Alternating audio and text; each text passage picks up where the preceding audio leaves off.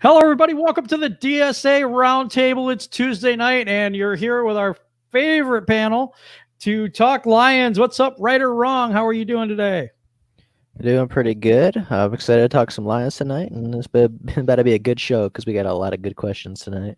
We got a ton of good questions. What's good, 313 JMO? What's good, everybody? How you guys doing, man? I'm so excited to be with all my people on the round table today. Me too. I'm hyped today. All right, what's up, Luke G? How you doing, man? Hey, listen, as always, man, I'm feeling good. I'm feeling energetic, and I'm ready to talk some football. So get your popcorn ready. Get your popcorn ready. Rachel Marie Sports, the queen of the den. Thanks for joining us tonight. How are you? I am doing very well today. Excited to talk some football with you guys tonight. We've got so much to talk about. Yes, we do. JMO, can you handle roll call for me, please? All right. What's good, everybody? Make sure you guys like the video. We got Detroit Drew in the building. We got Kyle Webb in the building. We got Dakota Barrett in the building. We got Valerie Bordeaux in the building. How you doing? Laura Warner in the building. Troy Thibodeau in the building. What's good, everybody? We got Go Lions in the building. We got the General View, JGB in the building. Chris Cashball was good. All right. And we'll have more coming, I'm sure, tonight. It's going to be awesome. I'm going to go into our first question because we have so many questions. So we're going to go into the first one right now. Okay. Is this the last season that Matthew Stafford has to prove himself? Do you think this is the last season that Matthew Stafford has to prove himself? So I'm going to start with right or wrong on this one. I don't think Stafford has to prove anything to the Detroit Lions. Ooh. I mean, he's done everything that's been asked of him. He's done everything in his power to help the Detroit Lions succeed, and I think the organization has, not done the best for Matthew Stafford. So I think this might be his last year, but I don't think it's because Matthew Stafford hasn't proven himself. Yeah. Okay. All right. What do you think, JMO? I kind of know the answer to this one, but go ahead. I mean, I'm surprised you went with this one first, but I will say this. Say the question again. Do you think that Matthew Stafford this is his last year to prove himself? Yeah, I wanted you to say it again so I can answer it correctly. I think if the regime is going to be dealt with and fired, then definitely yes, because I know what right or wrong you're saying. Stafford's been carrying this team on his back, figuratively and literally figuratively. So, I mean, he's been doing everything. But at the end of the day, we need that division title and that playoff win. And I feel like if that doesn't happen this year, then Matt Patricia and Bob Quinn is going to be fired, and they might trade Stafford, so we'll see. But I don't know what he has to prove at the end of the day. But this is for the people who think he hasn't done enough. They say 11 years in this, so apparently they think he has to prove something. And I don't know if this is the last year, but something has to happen for him and this team's success, like winning the division when the rest of the opponents are weak this year for a successful career. True. Rachel Marie Sports, queen of the den. What do you think about this question? Yeah, right or wrong said exactly how I felt. I don't think he really has to prove anything either. I think we know how good of a quarterback he is here in Detroit, and he's shown us that 10 times over. But as far as leading the team to the playoffs or a playoff win, I don't think this is the last year. I think even with a coaching change, he's still. I would hope that they don't trade him. If he's here, though, I still think he has another couple years. If we're talking about age and whatnot, he's not that old, even talking in terms of, quote unquote, football old. So even with the coaching change, I'd like to see them give him a shot to do it. But I don't think that necessarily means that he has anything to prove to us. Absolutely. Okay, Luke. Is this the last season that Matthew Stafford has to prove himself in Detroit? When I first heard the question, I thought we're talking about physical ability, but then I realized no, proving something don't have to necessarily be something that is physically done. Like, you can physically prove something one way, or you can do it by action or by certain type of steps. To me, he has to prove that he can be more vocal in getting what is needed for this team to be better. And I'll explain a little bit further. He need to get on his biggest Kobe Bryant, LeBron James, Michael Jordan hat and act the fool and be like, listen, if you don't get this and this and this, you can go ahead and trade me. Now, we know he's not, but what does that do? It puts pressure on the organization to, one, either make a decision and release him so he can go somewhere else to have the success that he should have had in terms of those being on a team that can get past a playoff game, stuff like that, or even get a home playoff game.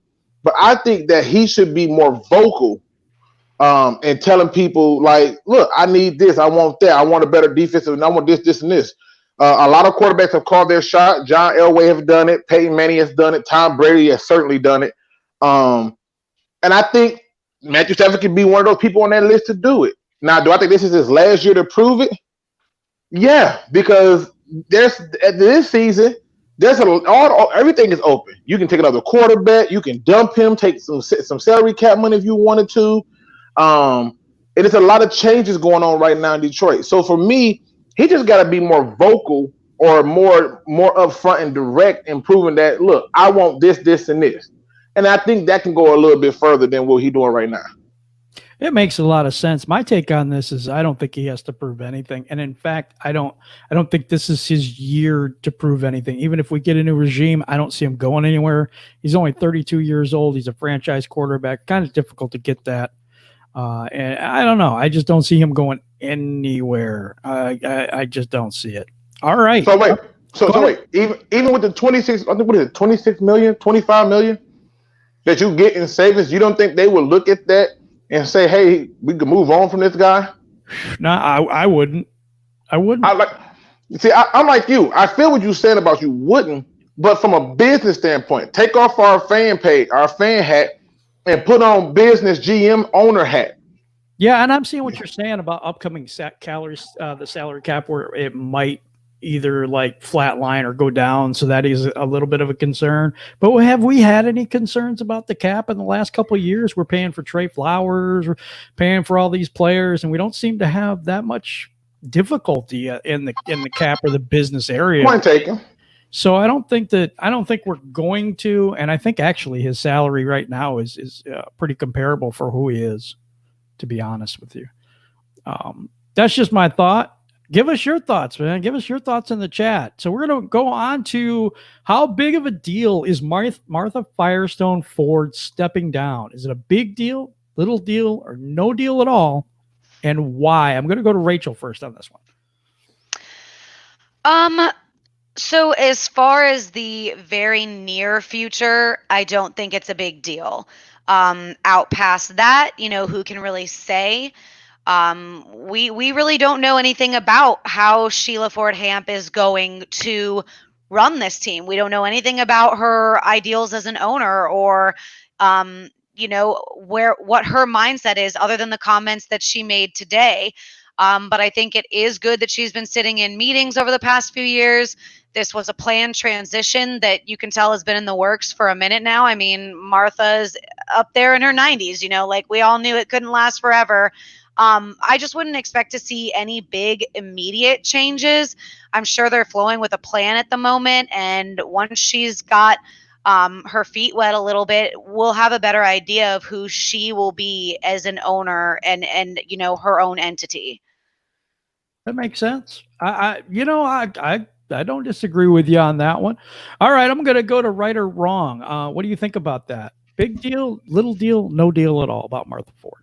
I mean, I don't know how to say this because I don't think that it's like a huge I don't know how to say this. I don't think it's a huge deal. I don't think it's going to change anything super drastically right now because from everything that I've seen in the last couple of years, she's been involved with decisions. She's been involved in, she's been in meetings. She's been at press conferences, stuff like that. So I don't think it's going to change too much right now. But like Rachel said, in the future, you have no idea how she's going to run the team yet. So, in a couple of years, we could say it was a huge change and it was a great thing. But I don't think, right now, if for the 2020 season, it's going to have that big of an effect, personally.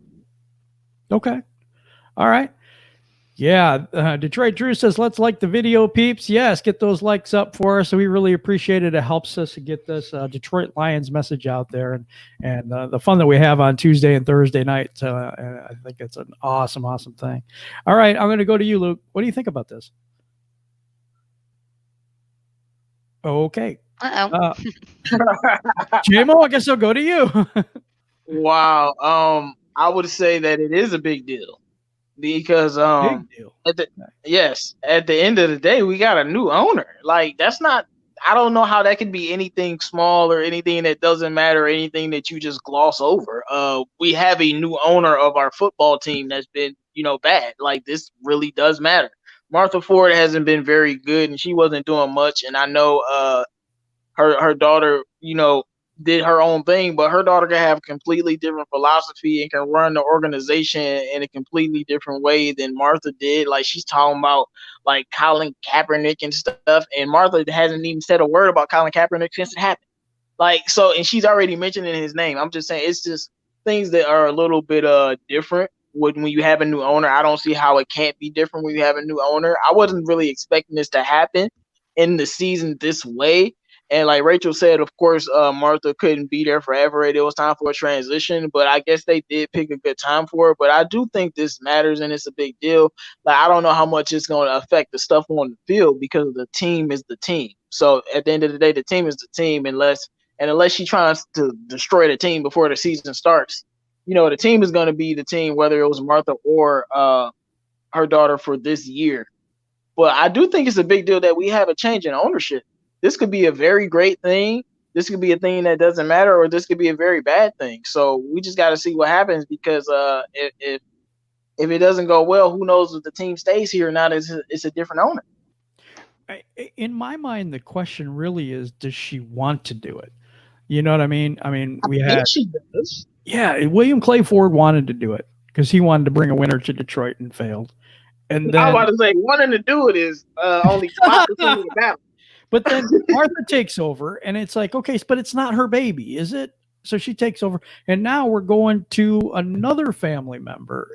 You know what I'm saying? How much of that team does she embrace? I mean, I guess that's what I'm thinking. I'm also thinking she's been a VP on this team. She's been working with Martha for the 6 years she's been running the team. So I think that there's some continuity there, and I'm not sure how she's going to think about, how she said that in her thing that Martha Ford had showed her some of the smart decisions, which scared me immediately.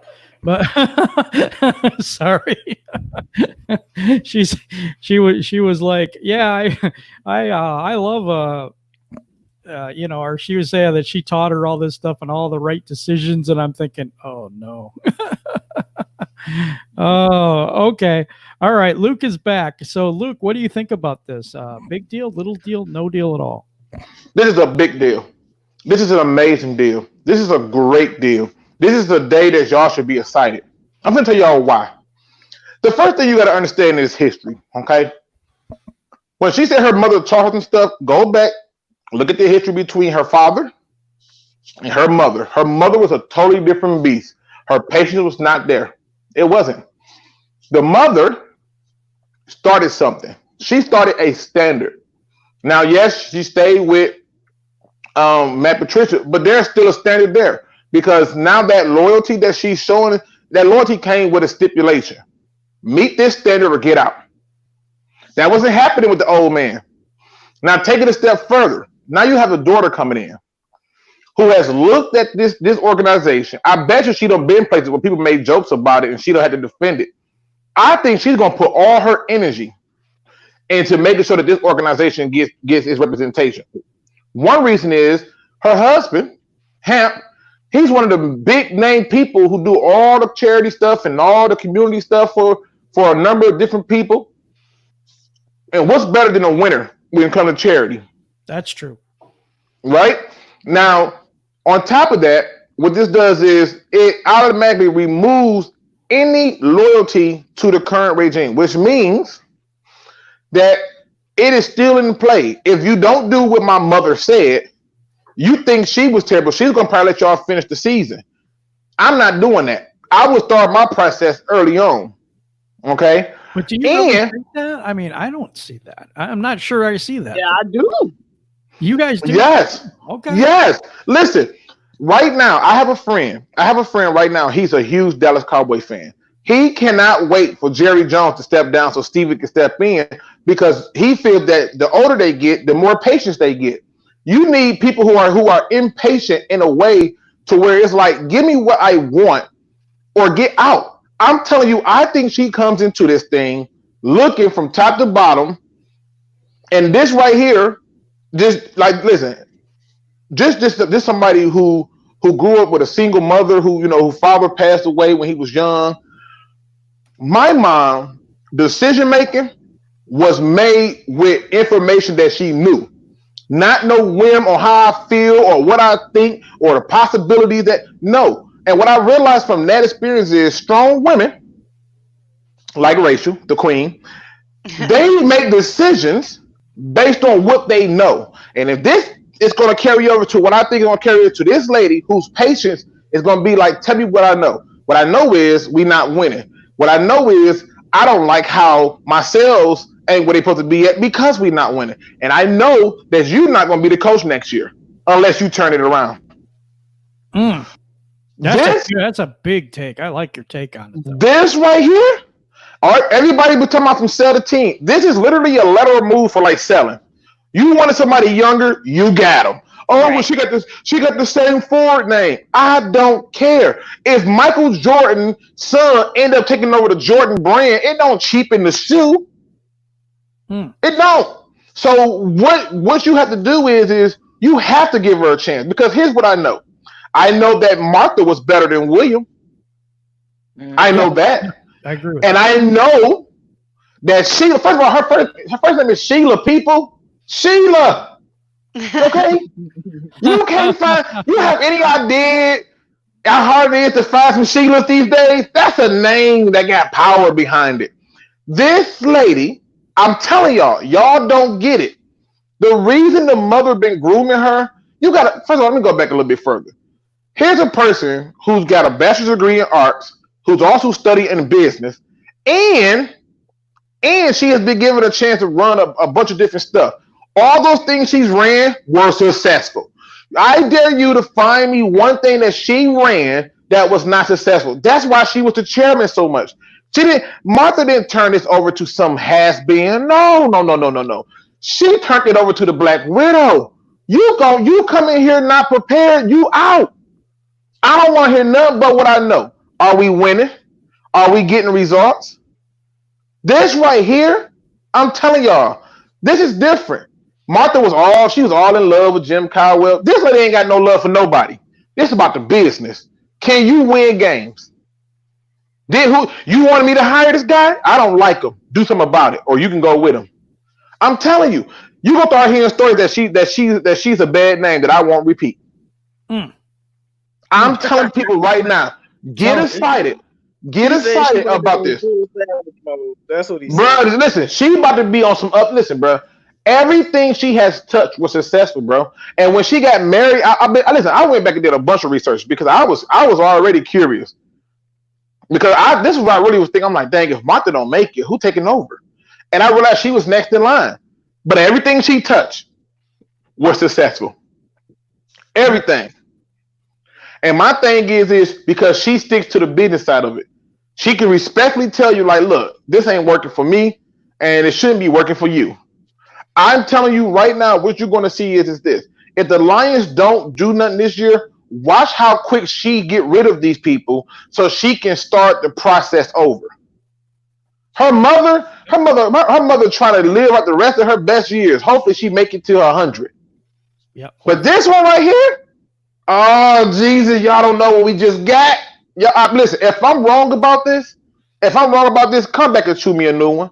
But I promise you, this right here is the equivalent to a grizzly bear with cubs. Mama bear ain't finna be playing. You ever see like a pride of lions? How all the women do all the hunting and running, and they basically just tell the male to keep the other. So I'm telling you, everything is lining up. And everything that to where I think she's going to take this. I believe she's going to bring us a championship. I promise you that. That's how confident I feel about this. I love it. I really love it, Luke. Luke, you can keep talking all night if you're going to talk about. I'm just saying. Listen, I'm just saying. I believe that what we need is what we needed was not to have fans running the team, but somebody to run it like the business that it is. Because you imagine if you ran a store and every time your family decided like, oh, I'm gonna come in there, I'm just gonna come in and get me a bag of chips and a drink. Who's paying for that? You are, right? Mm-hmm. Now there's one famous person who did that same motto, and he wasn't rich no more. MC Hammer, trying to let everybody. He didn't run it like a business. Now there's another person who ran it like a business, but still kept family in it, but he still made business decisions. Master P. They finna make some business decisions, and when you make business decisions, when you run it like a business, things get different. Things change. I'm feeling good about this. When I heard that she stepped down, my first thought was, oh, Lord, gee, they finna sell. And they was like, it's Sheila. I said, anybody with the name Sheila got my vote of confidence. You don't even understand. That right there had me ready to go because I went back and I researched this lady, and I'm telling you, everything she touched boomed. The Lions during the entire era of Matt Millen, they charity events were still big and successful. Okay, I'm going to do this. Oh, go ahead, J-Mo, before I do that. No, go ahead. I was going to go to the next question. So if you had something on this one, I just want to make sure you were able to say it. No, go ahead. Okay. So this is piggybacks off the other one. Luke kind of touched on this already, but I want to get everybody's opinion. Now that Martha Ford has stepped down, is the mandate still in effect? Do you think this is the way out of the mandate? And where does this move leave Matt Patricia and Bob Quinn? I'm going to go to Rachel first on this one. Okay. I'm sorry. It's like rolling on the bottom of the screen because I had you guys on mute for a second talking to my dog. So I'm waiting for it to pop back up. You're fine. I can say the question again. That's no big deal. Now that Martha Ford has stepped down, is the mandate still in effect? Do you think this is a way of getting out of the mandate? And where does this leave Matt Patricia and Bob Quinn? So I think that mandate is absolutely still in effect, but we do have to remember that bears the question of what exactly now Sheila defines as a playoff contender and how she defines the success of this team. So that's now on her shoulders. And when asked today, she wasn't extremely specific in regards to that question, but, she said, we hate losing just as much as you guys do. So I'd say the mandate is still in effect, and we'll find out more about what that actually means when it comes time to play. I think this leaves Quinn and Patricia exactly where they are right now, working through a weird off season and trying to keep their jobs. I think that changes nothing for them. I think their jobs are still on the line. Okay. All right. We know. I kind of know a little bit what some people think about this, but what do you think about it, right or wrong? Yeah, I agree. I think the mandate is definitely still there.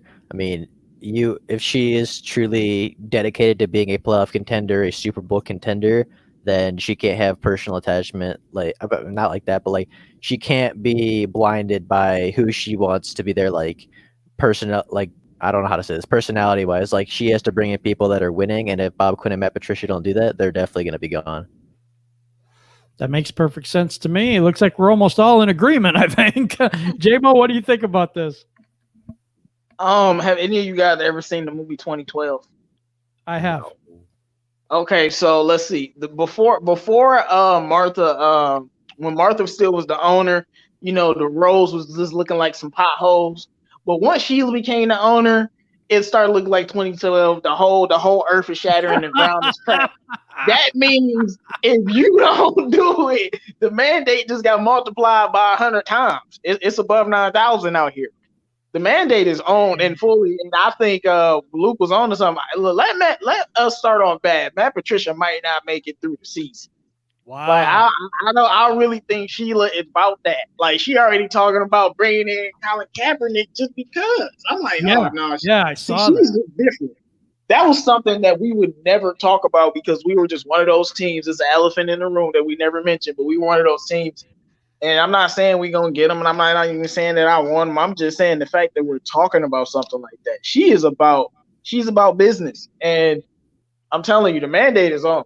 Like, Matt Patricia better watch out the first 4 weeks. I'm for real. It's like, shoot. All right, Luke, I won't give you your turn on this one. Listen, I'm telling you. Listen, forget the mandate. I think it's worse than the mandate. I think that listen, she literally is coming to this thing not with a mandate, but with a reality check. Let's first start off with something that J-Mo pointed out, something that I love. I was going to touch on this too. The Lions are even considering Colin Kaepernick. What? The Lions? They doing that? Okay. These are called business decisions. Here go another business decision. I think it's worse because I think they can have a winning record, like 9-7, 10-6, and I think if she don't like how they finish, I think she's still a fire. I think that I'm serious. In order for you to change something, you cannot accept the same old. She's already shown you that by saying, "Yeah, we're going to bring Colin Kaepernick in." Yeah. Why would you do that when you got Chase Daniel on the team? She's already letting them know. I don't care what y'all doing so far. I'm making moves that helps this team. You think as a fan, you tired. You should have saw me as the daughter in school trying to tell people, yeah, my parents own the Lions. Yeah. Her pride is real high right now, people. Her spirits is real high right now. This is the day she's been waiting on. Okay? She is literally sitting up here like, dang, I got this, and my mama didn't even have to go nowhere. It's about to go down, people. I think the mandate in it of itself don't even matter no more. You got to do something that never been done before. I'm telling you, or she going to be like, bye. Think about it. They got rid of Jim Caldwell at the 2 9-7 seasons, 1-11-5 season, and a 7-9 record. They got rid of him, and Martha didn't even want to do that. You think she forgot that? Mm-mm. You think she forgot the fact that the one time we was winning, we moved on, and it was because of this GM? He ain't safe neither. I'm just telling y'all, I think that this move right here, lateral or not, this gives me so much hope. Y'all don't even understand. I really believe that we're going to see a Super Bowl under her. Wow. I would be surprised if she sold his team. I would be surprised. Okay. That's some good insight. That really is. It gives me hope because I'm getting older and I want to see a Super Bowl here, and I didn't think it was possible until just now. No, I'm just kidding. Listen, I'm telling you, dude, if you think about, like, we always go through history, right? I love history. We go through history, and history always tells us how all these crazy things that men have done, right? But if you ever look at the meanest women in history, what we did looked like a unicorn birthday party compared to what they came up with. When they make a decision, that decision is with vengeance. And I'm telling you, the way that it's operated is going to be different. The fact that they even brought up Colin Kaepernick during the interview, the fact that she said, I'm just as tired of losing as you are, that lets me know that nobody is safe. The new chef we picked up to make sure that they don't get fat, he in trouble. The guy who's supposed to keep the floors mopped, he in trouble. Anybody who ain't doing their part is in trouble. I'm telling you, I think she'll be willing to burn this thing down so it can rise out of the ashes, something else. And I just think that the way she's going to go about doing her business, just think about this. You go into an office with William or Martha and you talk to them, they're a little bit older, and you just talk to them in a little monotone voice. Hey, listen, Mr. Ford, I love what you're doing here. Great organization. This is beautiful. I'm going to make sure I do my best to get you a win. And they'll be eating it up and, oh, yeah, this is like prune juice. This is great. Look how he talks to him. He's so respectful. He's a mannerable boy, right? Go into Sheila's office with that. Look, listen. I'm loving what you're doing and everything looks nice. And listen, I don't need you to kiss my ass. I need you to tell me what can you do for my team. That's a totally different conversation. The fluff game is done. I'm telling y'all, this is good. Just think about young people right now. Martha and William Clay, they didn't know how to text each other. She know how to use a text message. It's going to be some problems, people. Y'all don't understand this. This is a good thing. I'm telling you. This is a good thing, and I cannot wait to see where she take us. I'm gonna give her a good 3 to 4 years, and I think we'll be in the Super Bowl. Wow. And I would love it. Absolutely love it. Okay, we're going to switch gears from Martha Ford to Taylor Decker right now. Do you think Taylor Decker is an average player, below average player, above average player, or elite?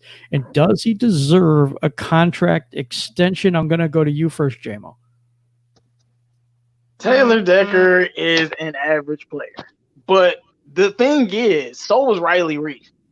And in my opinion, like what are we gonna replace him with? We probably replace him with somebody at his level or worse. Nobody elite, because the Lions haven't had luck in that situation. To me, he's an average to above average at best, but he's a guy that we drafted, and I think you should sign him to a contract, but it needs to be a reasonable deal. But he's an average player, and honestly, I wouldn't be upset if we ended up with a new left tackle, because he just hasn't really been good. And I know this is kind of petty, and I've said this before, but I only have one problem with Taylor Decker. Only one. You want to know what it is? Yeah. It's the way he plays versus the Minnesota Vikings. It's like he literally doesn't exist, and Matthew Stafford gets sacked over and over and over and over again. Like, under Taylor Decker, Stafford's probably been sacked 25 times by the Vikings. I'm not exaggerating. Like, it's crazy. When we play the Vikings, and like the Bears have Khalil Mack, and even though he's let Stafford get sacked by Khalil Mack, he does better against the Bears than the Vikings. I don't know what it is about the Vikings and him, but when we played the Vikings since he's been here, he let Stafford get destroyed by that team. And I've always saw it, and I don't like it. And Taylor Decker just has to be a better football player. And I don't know if he can do that, but I would have re-signed him. All right. Okay, we're going to go to right or wrong on this one. Now, do you think Taylor Decker is an average player, below average, above average, or elite? Does he deserve an extension?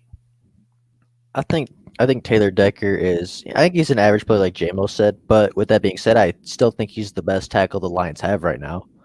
So I think he definitely deserves a contract. I think he's done some good things for the Lions, as JMO said, he struggles against certain teams, but I think overall he's been a solid tackle for the Detroit Lions and has earned an extension. But I don't think it should be anything that we break the bank for or pay him too much money. But I think he deserves something for sure. Okay. What do you think, Rachel? I think he's an average, maybe slightly above average player, but I still think that that's saying something when you're talking offensive linemen in this league. And if anybody doesn't believe that, watch what kind of money he gets offered if we let him walk. He is going to be worth a significant amount of money in this league. And we don't really have much of a tried and true backup option at this point. So I'm honestly for extending him. I think he can help create the consistency that we desperately need on our line, having been with us since we drafted him. In order for Stafford to perform, it makes no sense to take out his seasoned left tackle and say, let's see how that goes. I just think that we need to start making a habit of re-signing some of our homegrown talent off of their rookie deals. Okay. I understand that. In my view, he's an average player as well. And he gave up 7 sacks last year, 10 penalties last year. I don't see him as great. The Patriot way is to let go of people and get new people. Pretty much. It's the way they did it. And I would argue that Graham Glasgow this year is something that, I don't know, I look at and say, that's evidence of what they could do. You know what I'm saying? Just let him walk and then, replace him. I mean, they do it at a lot of different positions. What do you think, Luke? All right. I don't want y'all to think I don't drunk some Kool-Aid with some type of special sauce, but I want y'all to understand something. Taylor Decker came into this team and for the most part did okay. And then he had an injury. That injury, I think, never fully healed. And I think that's what got him getting exposed a lot of the time. The biggest complaint I have with Taylor Decker is the mental stuff where it's like, do forget the snap count. You can't do bad, or when you get the holding penalties. But I have looked at some of those holding penalties that they've called on Taylor Decker, and I was like, where did he hold at? Right. Like, where was the whole like help me, help you in this penalty? Here's the reality of it. I think he's above average. Not great, but I think he's above average. I think he's playing in different systems, doing things different. Could he use some work? Yes, everybody can use some work. I'm a work in progress. But the difference is exactly what Rachel pointed out. If we don't pay him, somebody else will, and he'll succeed there. Why? Because he's going to be utilized at his best strength, i.e., Lakeland Tomlinson. Okay? This guy was, you couldn't tell me he wasn't trash, but over there in the 49ers, he seems pretty damn solid, right? Yeah. Everybody they mind talked about Kyle Van Noy. I said Kyle Van Noy is out of position. He goes over there, get put in the right position. He performs. He gets a nice contract. I just think he needs to be put in a better position that better suits his stuff, because a lot of the things that they're asking him to do, even when it comes to pass block sets, they got people pulling. It's a lot of intricate things happening. I think you got to extend him. I'm not saying break the bank like Ryder said. Ryder said don't break the bank. Don't go nuts. But I think you have to extend him, because who are you going to get to replace him? I believe that you can get worse in trying to find a person. And then on top of that, hell, didn't we just pay a guy who was a 10-game starter and career backup in Big V? How the hell are we not going to pay a guy that we drafted, homegrown, and built? I think it's asinine to do something like that. And what it does is it sets a precedence. Again, going back to our now new owner, Sheila. So you can't call her Miss Ford or Miss Hemp. You got to call her Sheila. That makes that put a little bit more emphasis on it. That's Sheila. Going back to Sheila, I think, if you're going to sit there and pay somebody on the outside, then why would somebody want to come here? If everybody on the outside getting paid, but I'm here and I'm not getting paid, it messes it up. And I think it's one of the issues that you see happening to a lot of teams. People don't talk about this, but New England had that problem for a second until they started reeing up. So the reality is this. Yes, you got to extend him. Yes, he's a little bit above average, but he needs to be put in a better situation to show his true skill set, in my opinion. Okay. All right. We're going to move on. We got a ton of questions tonight.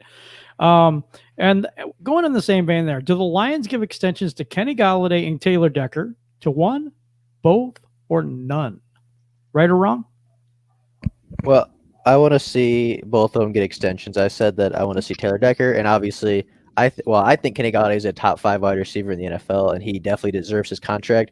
But if we can only pay one, I think we need to pay Kenny first, and then we can look at Taylor Decker, because Taylor Decker, I think he's average, maybe a little bit above average, but Kenny Golladay is, borderline elite at wide receiver, and I think we need to pay him for sure. Okay, sounds good to me.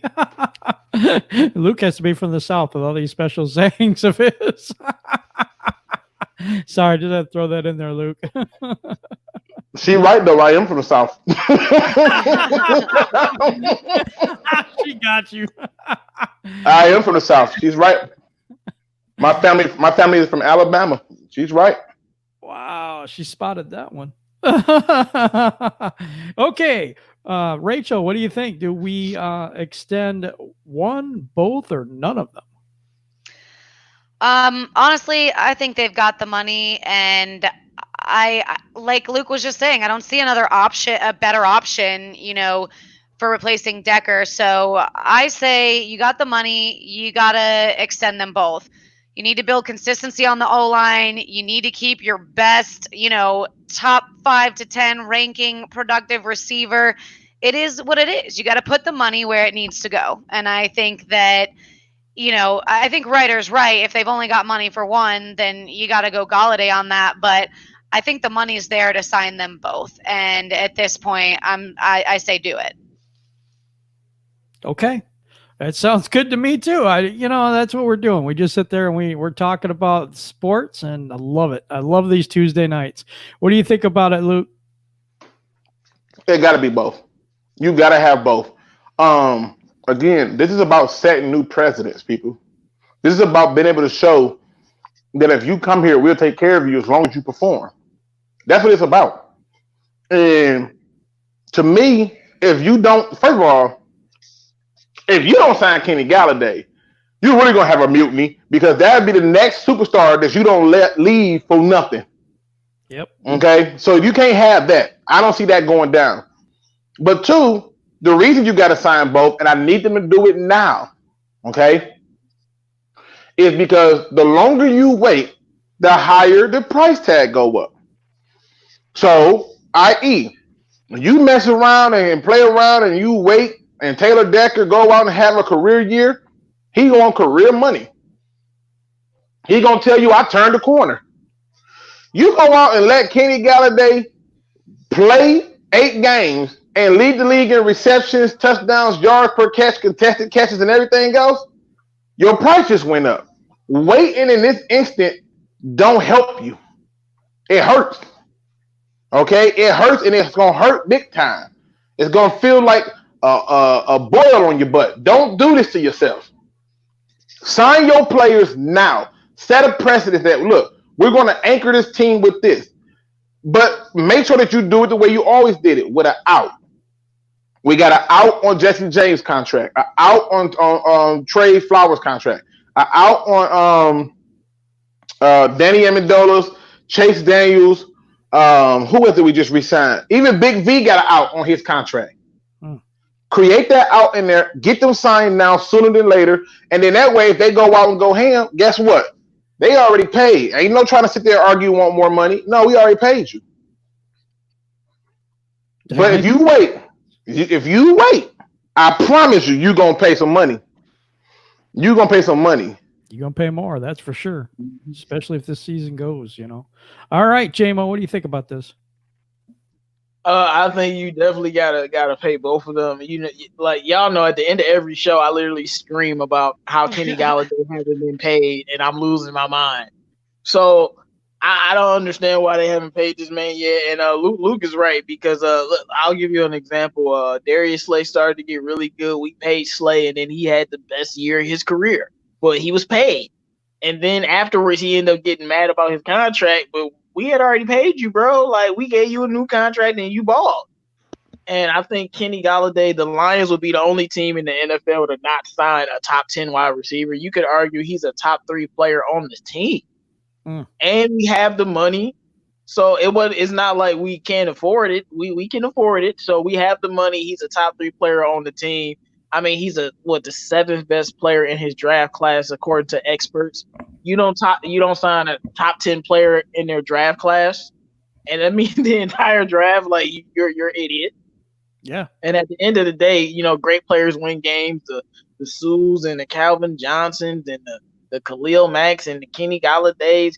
And some of the quarterbacks, you pay these players. You got to pay your best players. Like, you pay your best players, and I think once they pay Kenny Galladay, things will be smoothed over. But what do you think? I'll tell you this: if they don't pay Kenny Galladay, we gonna end up he gonna be the highest paid receiver all time. What do you think about Taylor Decker, though? I mean, we got to pay Taylor Decker, but I'm just saying. All right, so we got to pay both. Okay. All right. Yeah.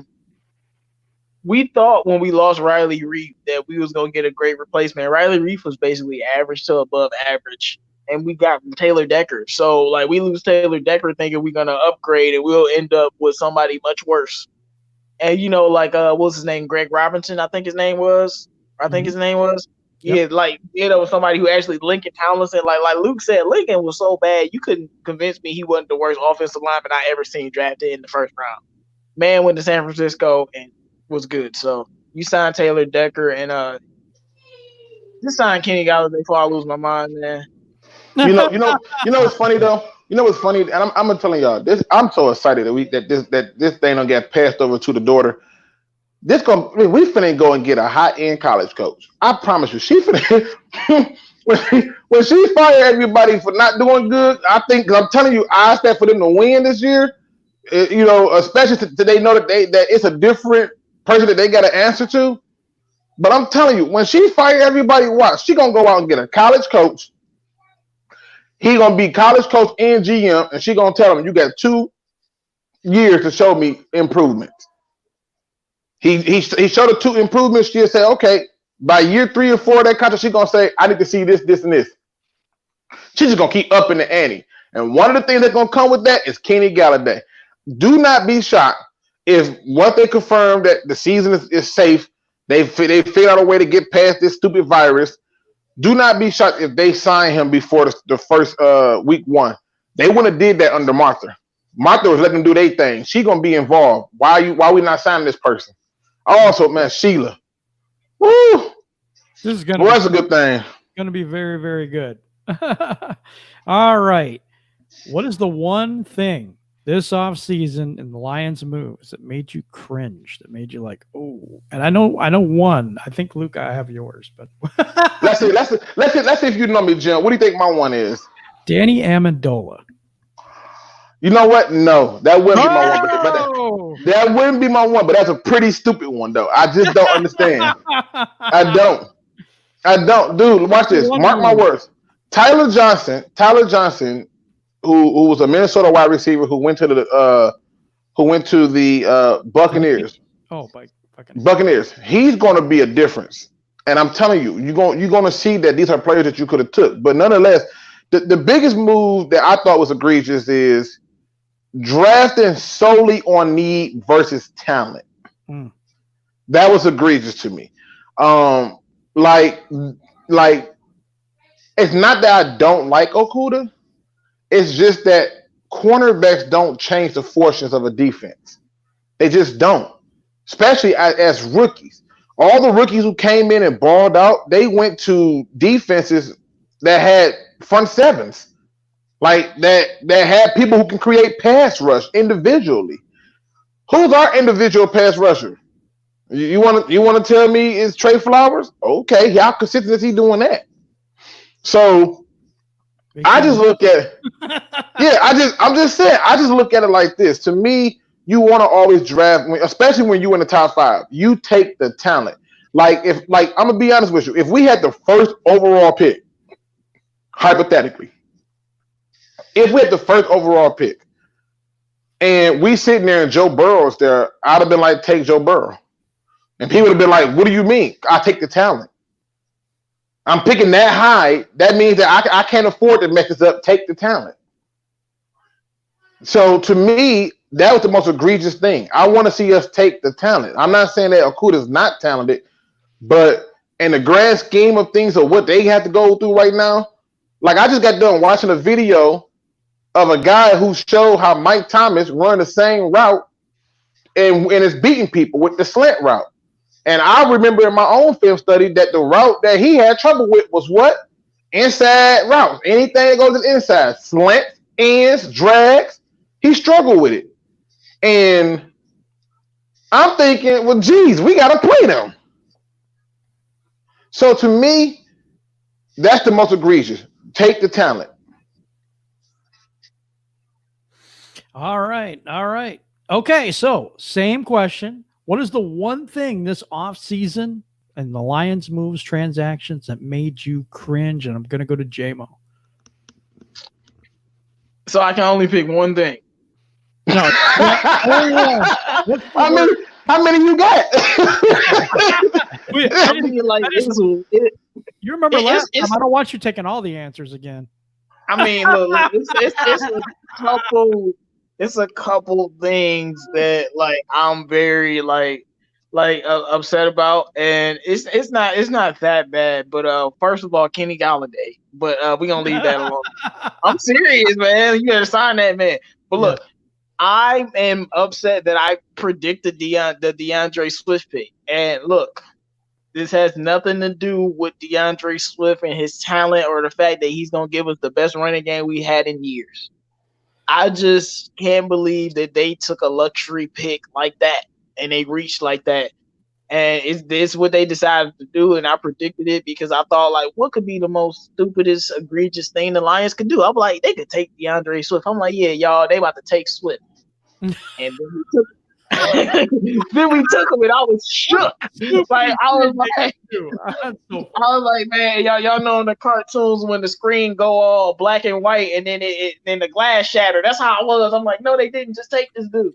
And it happened, but that and the combination of letting Graham Glasgow go and then not getting Jack Conklin and getting Big B, is something that I'm going to be very, very upset about. Yeah, I mean, listen, can I just add on to that a little bit in terms of saying this?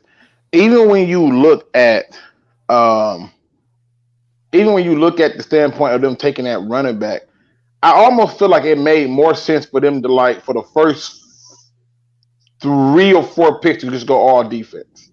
And while I think DeAndre Swift is going to be a good running back, I don't think he's the only good running back in this draft. And um, to me, I'm not gonna say it's a reach per se right there, but I can understand your thinking of saying, could we have gotten some more defensive players to kind of help this defense out, and still took the offensive lineman? And you could still got a good running back. That's what I thought about. And we could have really like bolstered this defense a lot, and really added to the pass rush. It is what it is, man. They went out and they got him. Like, so it is what it is. And I do think he's gonna help the running game a lot. So, okay. All right, Rachel, what do you think about this? What do you think is the thing that just made you go, in the off season? For me, and I said this, as it was all developing the entire time, I really did not want them to do it. It was letting Graham Glasgow go. I know that he was going to command money, but he was a huge part of our offensive line. He started at center and both guard spots, and a lot of people are like, he wasn't that good. But I mean, you can look at his stats and see that he was above average. He was a good guard. And at the end of the day, I just didn't feel like that helps to promote consistency on the O-line, just like their rotation doesn't help promote consistency on the O-line, just like letting Taylor Decker go is not going to promote consistency on the O-line. And there's more to a run game than having good running backs. And it was cringy to me to watch his press conferences surrounding it too, because he was hurt, so me feeling like we shouldn't have let him go, and then him talking like, yeah, I don't know why they don't really want me, but I guess I'll look elsewhere. It was cringy to me. I felt for the dude, and I also felt that we didn't need to let him walk like that. So that, for me, that was it, and it also hurt my heart a little bit. So now listen. Yeah, and I think she touched on some very good points about this thing, consistency. All we've been hearing is how we want consistency at coaching, consistency at GM. But when it comes to our players, we don't want consistency. Oh, he was trash and soft, and he got to go. And it's like, what? Why? Because he asked a logical question about something. Now, to answer Truth Teller's question, he says, you just said take the talent. But who could they have gotten to have more impact than Swift on defense? Zach Bond, Nevin Gallimore, AJ Epinesa. There really was at that point. It was. You talking about the second round? They was like what, pick 4 or 5 at that point? Yep, 35 overall. No, they were the third pick in the second. Okay, so the third pick in the second round. Where do you want me to go with this list of defenders that they could have brought in that has a greater impact? Because listen, a running back. This is the thing I look at. A running back is contingent upon who's blocking for him. We often give all this praise to Barry Sanders, but it wasn't because he didn't have blockers. It's because of what he did when the blocking failed. That's what made him special. When the blocking failed, he was like, "Oh, no problem. I'll make y'all look okay." But in my view of it is on the defense, they can have more impact because they don't have to be contingent upon it like that. Like a D lineman don't really need to be contingent upon a linebacker. He don't really necessarily have to. He can affect the game on his own by generating pressure. Or a linebacker can do his assignment and affect the game with subpar D linemen. But when you go to this running back, and now you're asking this running back to come in, split carries with this stupid rotation, because we rotating offensive linemen, as Rachel said.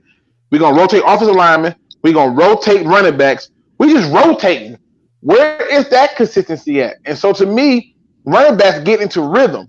I just think it's going to be a little bit challenging when you splitting it between 3 and 4 running backs. And then on top of that, you got an offensive line who's got to now adjust their blocking to each one of these different running backs.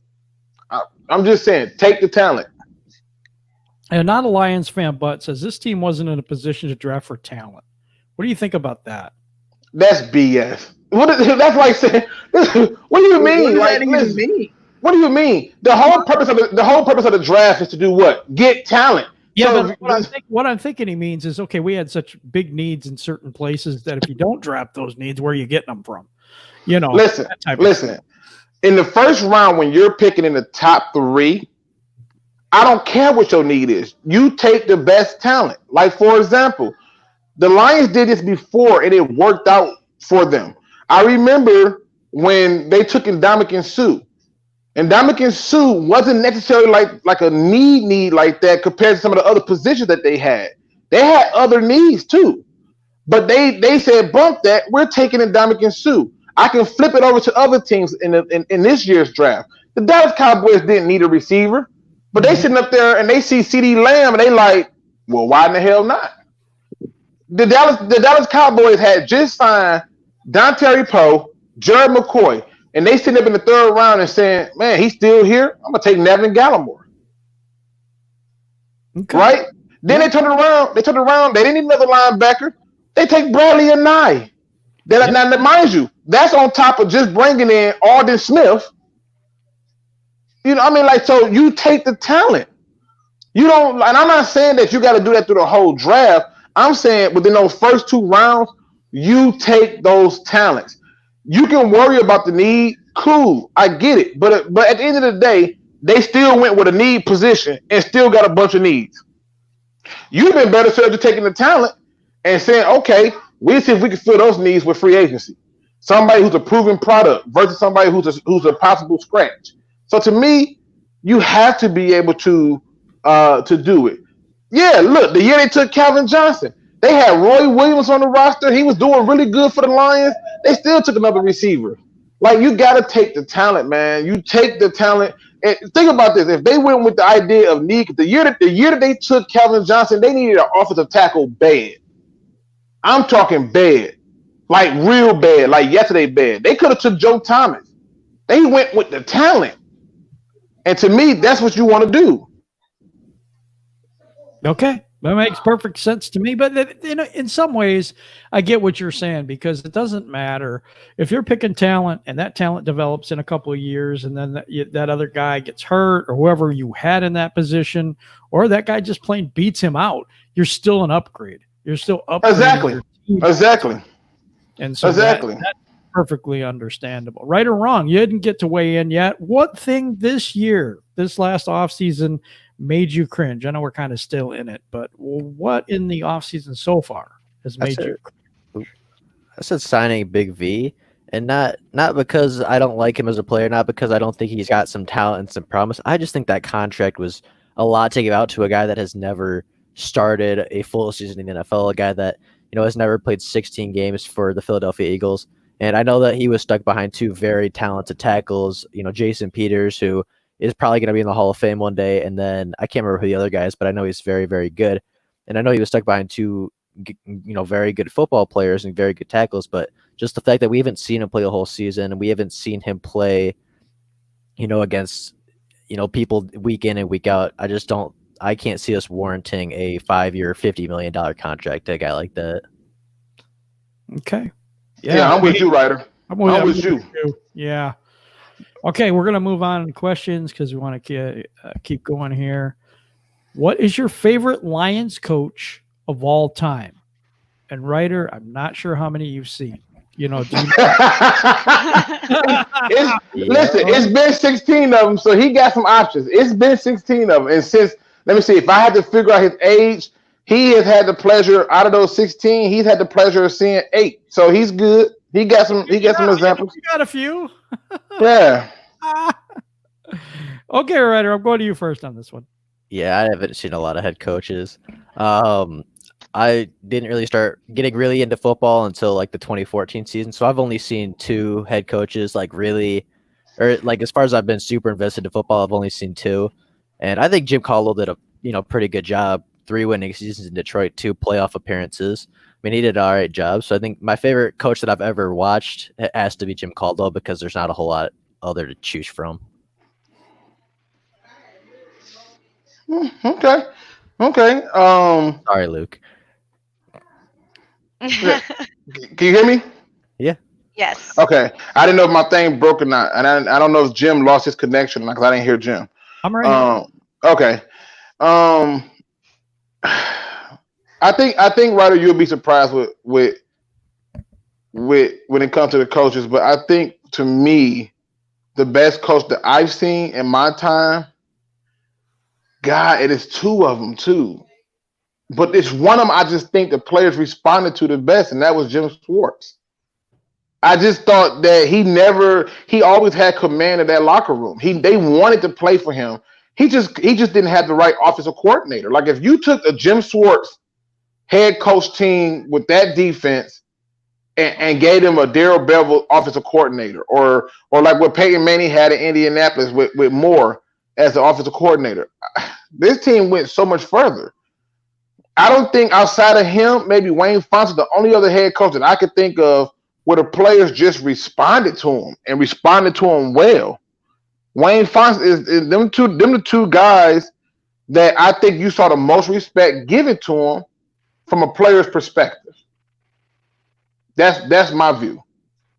Okay. I'm gonna go in on this one. Favorite coach. It's a toss up for me between 2, and it sounds crazy, but I loved Wayne Fontes. I think that he comes from the organization. He gets us to an NFC Championship game, and the guy was beat up so much in the media. It was crazy, like all the time, and then we just continued to get worse after him. So that was one. And I love Jim Schwartz, and I think the reason I liked him so much is he had so much fire, and he hated getting screwed by the refs. You can see the veins popping out in his head. Yes. He had so much love for us, and he had so much fire and passion, and I loved that. I really did. So those have got to be my 2, just because I guess it's more of an emotional base than anything else for me. Yeah, but it wasn't even just that though. Wasn't he the same one who went after Jim Harbaugh for not shaking his hand or something, or he got into a spat with a head coach, or it was some type of he was just so upset with the disrespect that he was just like, I don't care, y'all can find me. Like he had that it thing. Now, really quick, let me sidebar for a second, people, because if it's one thing we love, it's love talking this Detroit Lions sports. Okay, we love talking about this football. We do this every single step of the way, and we try to bring it to you 100%. We got 46 people in the chat, 27 likes, 1 thumbs down. Can we please get those likes up, ladies and gentlemen? Please get those likes up. To the person who gave us a thumbs down, thank you for coming. We appreciate you as well. But can we get those likes up? Can we get it up to, I don't know, say 40? That would be nice. If you have not hit that like button, please do so right now. If you have not hit that subscribe button, then look at your hands, make sure that the fingers are still working, and hit that subscribe button right now. Let's get it going, people. And if you have already hit that like button, give me some emojis in the chat so we can know that you're still with us. Appreciate you so much. Emoji time. I like that. That's right. Hey, I gotta figure out how they doing the dab one. I'm like, where do they get the dabbing emoji from? Yeah, I don't know that. I gotta figure this out. But I'm just saying we can do better. People, get them likes up. We got 2 thumbs down. Appreciate the 2 thumbs down. Like I said, this is a place of peace and love. So if you don't like what we're doing here or you disagree with us, we still love you. It's all good. You just know that it's all good. You just know that even if somebody else don't love you, we do. All right. No, that's true too, man. We do this because we want to get away from everything else. We love Lions talk. We love our team, and we love that you support, man. Did you see Bravo's emoji? I know Rachel saw Bravo's emoji. I know when you were saying about the dab, I was like, and the cat in the box. I need to figure out how to do that one. Right, I gotta figure that out. Yep, Rachel made that one famous. She was like, "So what's with the cat in the box?" I'm like, "What?" I'm like, "Oh, I didn't even catch it. I'm leaving it alone." Go ahead, Jim. Okay, so Okay, who hasn't went yet? Because I've got all confused now. Because I've got. J-Mo. It's me and JMO, yeah. Yeah. Okay, I'll go to JMO first. Who is your favorite Lions coach of all time? Yeah, I mean, I hate to sound like a broken record, but it got to be Jim Schwartz. You know, I feel like Patricia and Caldwell, like, I mean, whether they were how good of a coach they were, they just didn't reflect the city. Caldwell was all soft spoken, and you know, he was Caldwell. He was like a grandpa, you know. And Matt Patricia is this rocket scientist from the Patriots, like who's way in over his head. But Jim Schwartz was Detroit. You wasn't gonna run us over. Imagine if that golden tape play happened with Jim Schwartz in the building. You know what I'm saying? Imagine if they picked up a flag in a playoff game with Jim Schwartz as the head coach. What would have happened? He probably would have ripped them apart, and they probably would have gave us that play because Jim Schwartz had that fire, and he fought for us a lot. I really don't think they picking up that flag on Jim Schwartz. I hate to say it, but I'm just saying they ain't doing it because he was gonna rip them apart. But you know, and Jim Schwartz, main thing I like about Jim Schwartz is he came here and he built something. Like we were trying to establish a culture again from being 0-16. He came here and built up an 0-16 team into a playoff team. And with talent, where he didn't always have the best talent. You had years where 2012 and 2013, we getting Eric Ebron over Aaron Donald and Odell Beckham and Taylor Lewan. And then we having the worst 2012 draft. 2012 is probably the worst Lions draft ever. Like, go look at the draft. It was terrible. So when I'm looking at all of that, Jim Schwartz is by far the best coach. And honestly, I would take Jim Schwartz back. Yes, I said it. I would love him over Patricia. I think he's learned a lot being with the Eagles, man. Him and Corey Underland sound like a good pair to me. I'm just like that. I'm looking at Ramon the New Age. He says, "What? No love for Marinelli?" That's what I saw. I'm laughing like, bro. I can't believe you brought that up.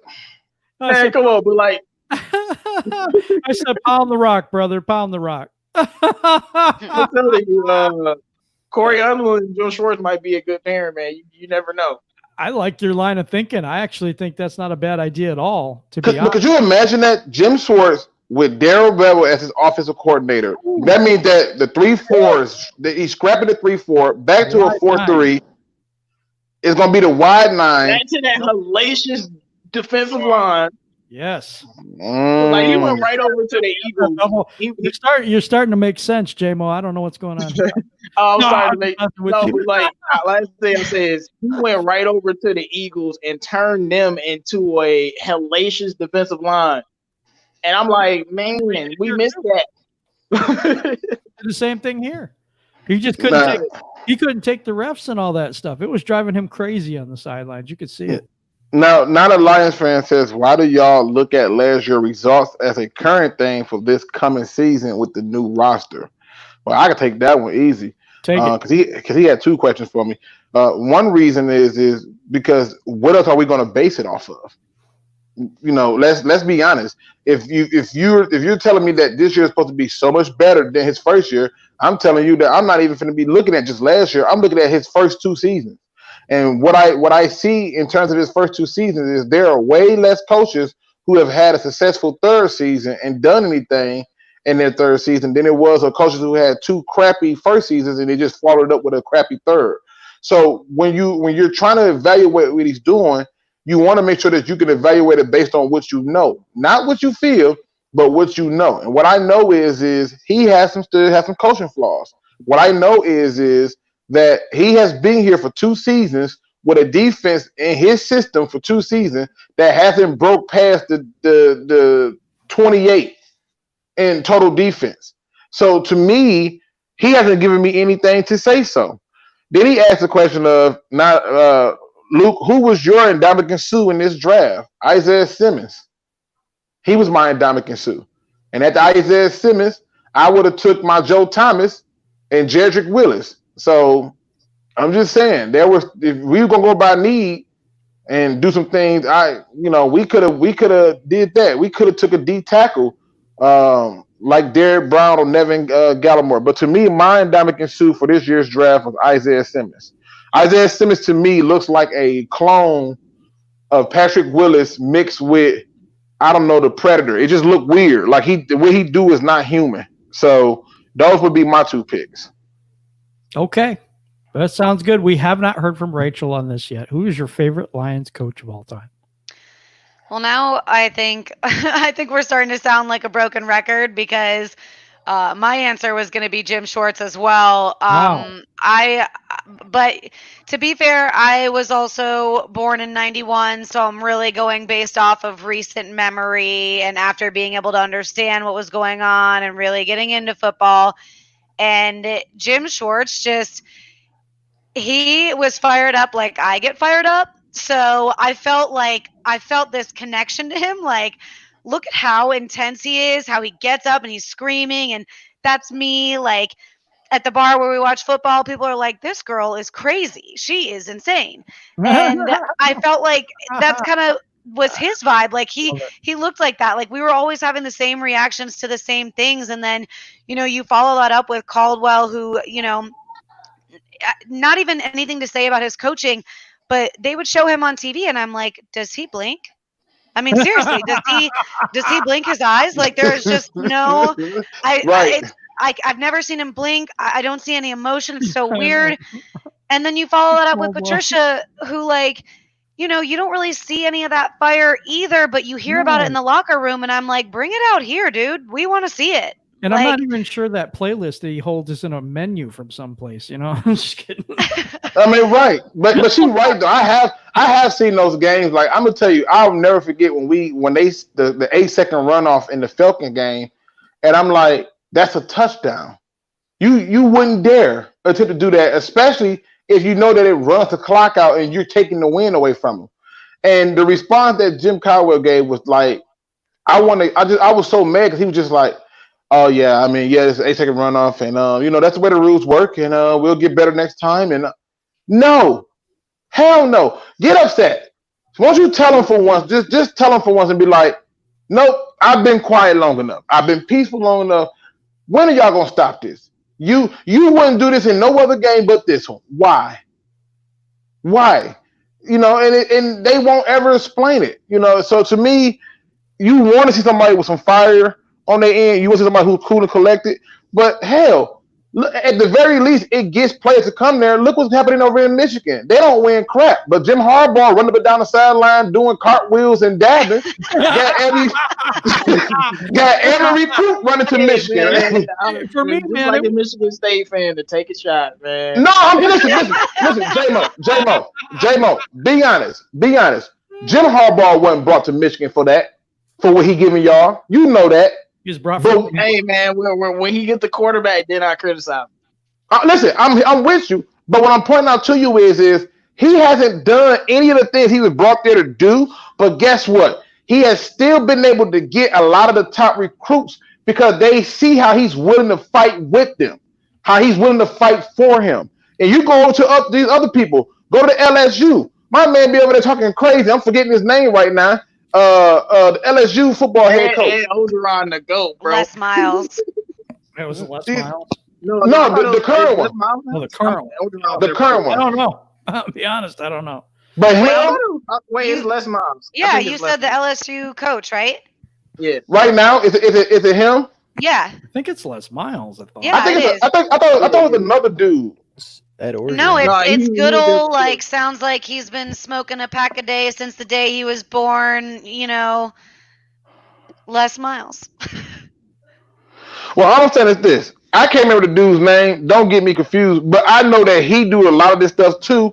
And the same thing happens with Nick Saban. When Nick Saban be all cool and collected, wait till you piss him off. You should see how he looked at the quarterback when he threw that interception and before he put 2 in, he looked at him like, so you just gonna throw that ball knowing that ain't even your read. Go and have a seat. Like it was a evil stare. Yeah, Ed Ogeron. That's what I thought it was. Yeah, Ed Ogeron is the coach. Yeah, and man, dude, him, the dude in over there in Clemson, they got the kids' attention. And I'm just saying, when you bring in a monotone, soft-spoken person and they finally get mad, you just laugh because it's like, oh, he actually do got a voice to raise. Shocking. So it's like, I'm with Rachel. Like, man, that dude just sit up there sometimes and act like he wasn't even at the game. Like, game will end on the worst penalty ever. He'd be like, well, that's the way the dice roll. No, say something. I'm giving up on you. What the hell? like that's how I feel about it. So I'm just saying, like, seriously. Now, Detroit's on Big Will trying to troll. We talking some Gold Lions top 8 defense 2020. Okay. Well, they better have it. they better have it. Okay. I think we exhausted that question, even though everybody had the same thing. I thought that was pretty cool, actually. This is an interesting question. Name one player besides Matthew Stafford we cannot afford to lose this season. I'm going to start with J-Mo. You know, you can pick a lot of players, but I'm gonna tell you guys one thing, and lady, look, y'all can say whatever player y'all want, but I'm right. Frank Ragnow is the player. We lose him, we done. Like, y'all can say whatever. If we lose Ragnow, we are done. I don't care if it's Galladay that goes down. I don't care if it's Hockenson. I don't care if it's the running backs. If Ragnow is not there, we are completely done, and the football team won't function, and we'll look like, you know, a terrible team. So that's just how I feel about it. That's a good one. That's a good one. I don't know if it's a full moon or not, but I agree with him. That was my pick. I was all like, crap. Yeah, Frank Ragnow to me is you listen. The difference in the offensive line when he was at center versus guard is night and day. Him at guard was like, okay. Him at center, he's correcting people. You got him. Hey, you down the other end. Kick him out. He is doing his thing. Frank Ragnow to me would be like what happened to Seattle when they traded Max Urgin for that tight end, thinking that they did something special and realized that they effed up. So to me, I'm with J-Mo. Frank Ragnow has to be it. The only other person that I could probably even say would probably be Carry-On again, because I don't think you want to have the load be shouldered by DeAndre Swift. Yeah, I can agree with that. But we do have a few more running backs back there, you know. So I don't know. I'm not sure. My answer was Frank Ragnow. So anyway, I don't have to explain it though. That's good. It's already been taken care of for me. Thanks, guys. All right, Rachel, what do you think? I'm going to throw this out there, and I agree with you guys on Ragnow, but when I read this question, I thought to myself, if we do not change as much as we hope going into this season, and the on paper to on the field thing catches us a little bit, then the one guy I am not willing to lose is Matt Prater, because he wins those games for us when it seems like the team just can't hold a big enough lead, you know, but you put him out there for that last second field goal and I feel good every time. Wow, I like that answer. I didn't follow that. We do take a lot of kicks, but I'm hoping like hell that the kicking days is over with. Like, he should be only doing extra points. Right, but those extra points count too. That's a really good answer. Yeah, because we don't got no punter. Damn, man, our kicking core. That's what I'm saying too. I'm like, we don't have Sam Martin anymore. And he's a quarterback, as King Setho said. And he's a quarterback. Don't forget, Matt Prater throws exactly. He can throw them. He can throw touchdowns too. Yeah, actually. Right. So, okay, I'm gonna go to right or wrong now. I cannot believe you guys stole Frank Ragnow. I was feeling so good about that. I was like, I was thinking, I got this. I was like, Frank Ragnow, offensive lineman. No one's thinking offensive line, and then JMO stole my pick right away. But first one, you know, that's crazy. That's crazy that none of us discussed this topic beforehand. But we all instantly went to that offensive line, and particularly Frank Ragnow. Like, this is the guy we can't lose. Yeah, because so last year we would have been okay because we had Glasgow, you know, but now Bo Benshaw looks like he's going to be backing him up, and I'm like, I ain't got no faith in that right now. Not so sure about that. Okay, I've got to everybody on this answer. Pretty much, right? Yep. Yes. Yeah, we're good to go. So, okay, this is another great one. Who is the biggest bust? And this is in the Lions' history. Okay. The Lions acquired via free agency or trade. I'm going to start with Luke.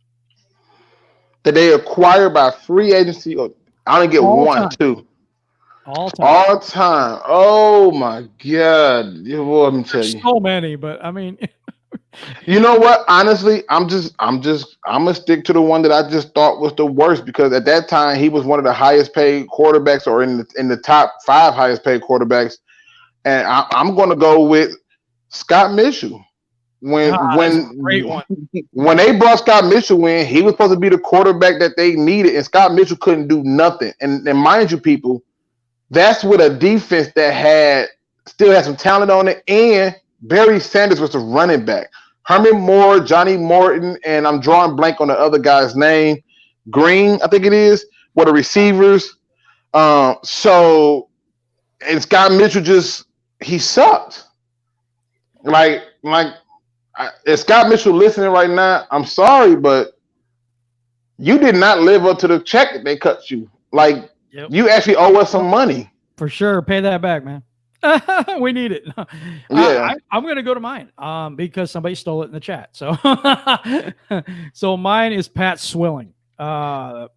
He was a New Orleans Saint. I mean, he was an outstanding pass rusher. He got here and did absolutely nothing for us. I remember him. Nothing. It was that was crazy though, because he won Defensive Player of the Year before we got him. It was amazing. And he comes to Detroit, and I don't know if he didn't want to be here or what it was, but I'll tell you what, I think that was the worst acquisition that we had because of the hype he had coming in and the money that we had to pay him. Motor City Thanos says, I know it wasn't a trade, but can we please say Eric Ebron? No. Yeah, that's true. We can say said trade or draft. No. I said trade or free agent. Because we did draft last week, so I figured I would go that way this week. But I guess if you want to do draft, I don't care, because E-drop was a bust, E-bust, whatever. So now, go ahead. Luke. You got me already. You went, so you got Ryder left, you got Rachel left, and then J-Mo. And really quick, Steve O says Scott Mitchell was good in '95. You know what else was good in '95? R&B music. I'm just gonna put it out there. So everything, all the music in '95 for every genre, country, pop, rock, garage, grunge, whatever you want, it was always good back in '95. '95 was a good year. 2020 gonna go down as one of the worst. Yeah, true. Dante Culpepper's a good one too. Just put it out. He don't count. He was way over the hill though, right? Yeah, he was. That was our 0-16 season. Yeah, we got 50 people in the chat, 39 likes, 2 thumbs down. Let's get those likes up, ladies and gentlemen. Show us some love. We want to get those likes up and make sure that we're supporting the channel and the DSA. And Jim out here doing his thing, hosting this for us and coming up with these great questions. So, get them likes up. If you have not hit them likes, hit the subscribe button if you have not hit it. And if you're not sure how to get to any of our channels, you simply go to Jim's channel, look under the feature channels, and you will see all of our channels on there. You can subscribe to us so that way you can know what's going on. So please get those likes up. Go ahead, Jim. Yeah. Okay. I'm going to go to Rachel on this now. Who's the biggest bust the Lions acquired by a free agency or trade? Now, this could change after this current season, but my answer for last year has got to be Jesse James. Oh. I am not talking about, his what kind of quality he is as a player. I am saying we acquired him. Was he free agency or trade? It's free agent. Okay, so we acquired him as a free agent, and whether it's on us or on him, he was the biggest bust for that contract last season. I mean, no matter the circumstances, that was a huge bust for the 2019 season. Yeah. Oh my gosh. Hey, why you gotta do Mr. Milk Carton like that? Dang. Mr. Milk Dang. Carton. I think I did see his face out of Milk Carton, and we're still trying to find out if he'll show up or not. Like, you went in on J-Mo, him, man. did you go, J-Mo? No, man, you let Jesse Go ahead. James have it. Like Jesse James didn't ask for this life. He's just trying to be a bitch. Like, Hey, and like I said, it's not. I'm not discrediting what he can do on the field. I'm saying whether it's how we used him or not. For the 2019 season, that acquisition was a total bust. Oh, Motor City Yeah, Fan I'm with you. Blunt and CJ Anderson. Yeah, Yeah, those I are was thinking about renters though. Stanley Garrett Blunt. Yeah, Those but are rentals though. they are. They are. Yeah, but That's- it has to be look, I wanted to say Kenny Wiggins so bad, but I picked on Kenny Wiggins all last season, like didn't I, Luke? I picked on him all Yeah. last season. Yeah, like So the Kenny new- Wiggins was Joe Tavon Wilson. Like, you know how I don't like Tavon Wilson. So the new He's- person, like y'all know I still hate Kenny Wiggins. Sadly, I hope you never get a job with the Lions. But the new person I'm picking on because he's utter trash and always has been is my main man. Y'all know who it is? Christian Jones. Oh, Oh. Been so garbage. He has done nothing. He has contributed zero. Like, Tahir Whitehead is one of the worst linebackers I ever seen, and he better than Christian Jones. Like, Christian Jones is terrible. Like, he was one of the worst. Like, the Bears let him go. I'm like, the Bears had a good defense. Why they letting him go? And why would we pick up somebody that the Bears don't want and they always have a good defense? That doesn't make sense to me. He come here, couldn't cover anybody, always getting burnt, always getting cooked. He lost us the Chiefs game because he don't know his routes. I'm not gonna forgive him for that.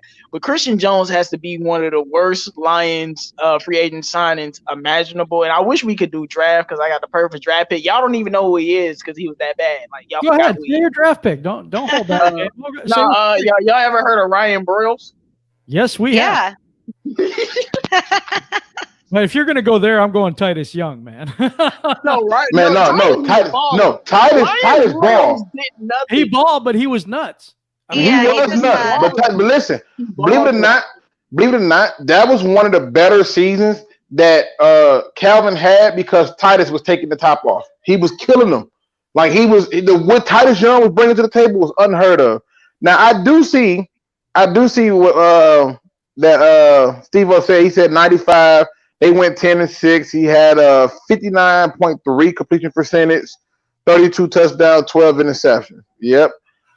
They signed that man to a big contract after he was on the Miami Dolphins and had a somewhat semblance of keeping Miami afloat. They signed him to a unheard of contract at that time.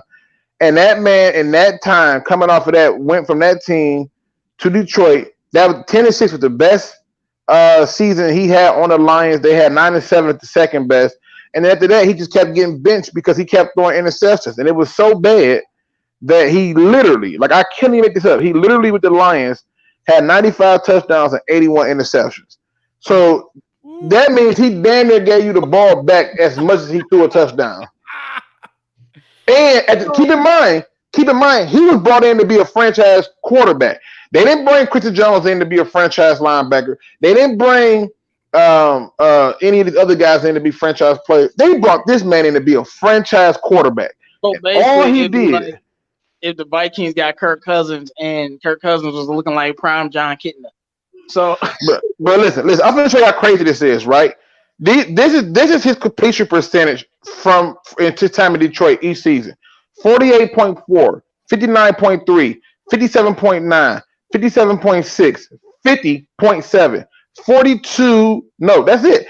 So for his entire career, if you take all of his entire career, he has a 55.5% completion percentage. That is pathetic. wow. And they pay him all that money. There's so many people we talk about. Right or wrong? Do you have one? I think I'm just going to agree with JMO because, I mean, Christian Jones is a very bad player. And, I mean, the new Nevin Lawson. Let's get rid of him. he can't cover anybody. And I think I've said this on my channel before. Pro Football Focus, I think it was, ranked him one of the bottom 8 linebackers in all of the NFL. Every single linebacker, they ranked him bottom 8 in coverage. I mean, he's horrible. He's so bad. Yeah. If you go, just go back to that Kansas City Chiefs game. He blew his assignment that allowed Patrick Mahomes to get the first. I'm like, why are you running with somebody that like what, I don't understand. Like you supposed to pass him off and you stay fast, but nope. He ran with him. Shameful.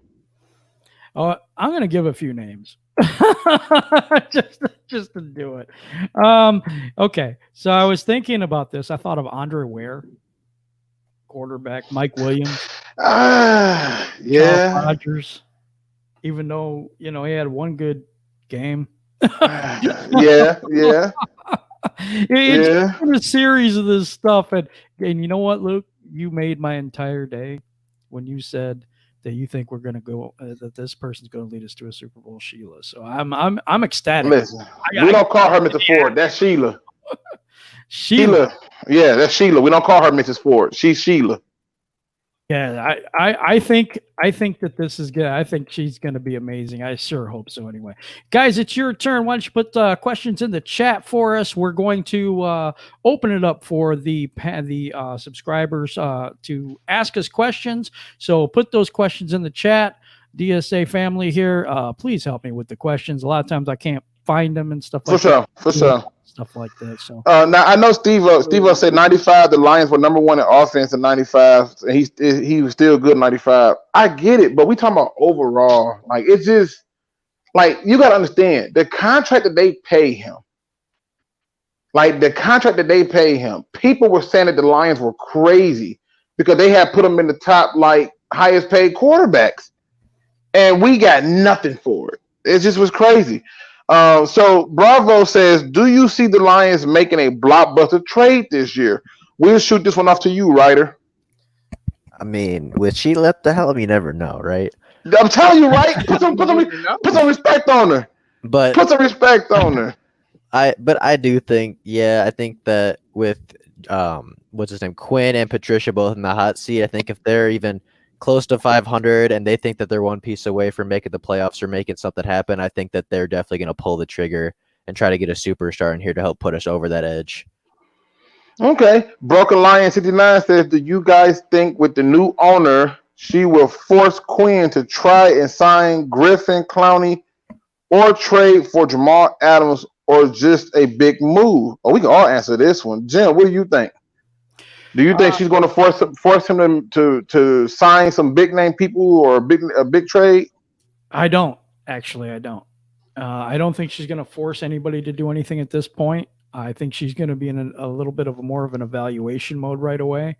I don't know. I just don't see it as huge changes coming right away. Now, in season, if they're starting to go bad, I could see her making changes. But right now, I think she's going to let it play out. All right, Rachel, what do you think? You think Sheila about to come in here and I gotta find a name for Sheila. I'm trying to think. Maybe I'm gonna figure it out. I'm gonna find a better name than Sheila. But you think she's gonna come in there and force him to do something big, like you go and get Clowney or anything like that? I don't. Not before the season, at least. I also think of this, outside of football in a way. I think that she's going to let this current regime that has already set up the team to be the way that it is right now, she's going to see that through, probably out of respect to them and not wanting to come in and right off the bat be like, I'm going to do this because y'all should have done it beforehand. I think out of respect to them and to kind of get a better grasp of what everything looks like on the field, she'll wait, if anything. I don't see her doing it before the start to the season. Okay. J-Mo, what are you thinking? Well, I kind of disagree with Rachel a little bit about I think she's going to sit back. No, I think she's going to do whatever the hell she wants. I think she's going to be hands-on, and I don't think she's going to be afraid to step on any toes.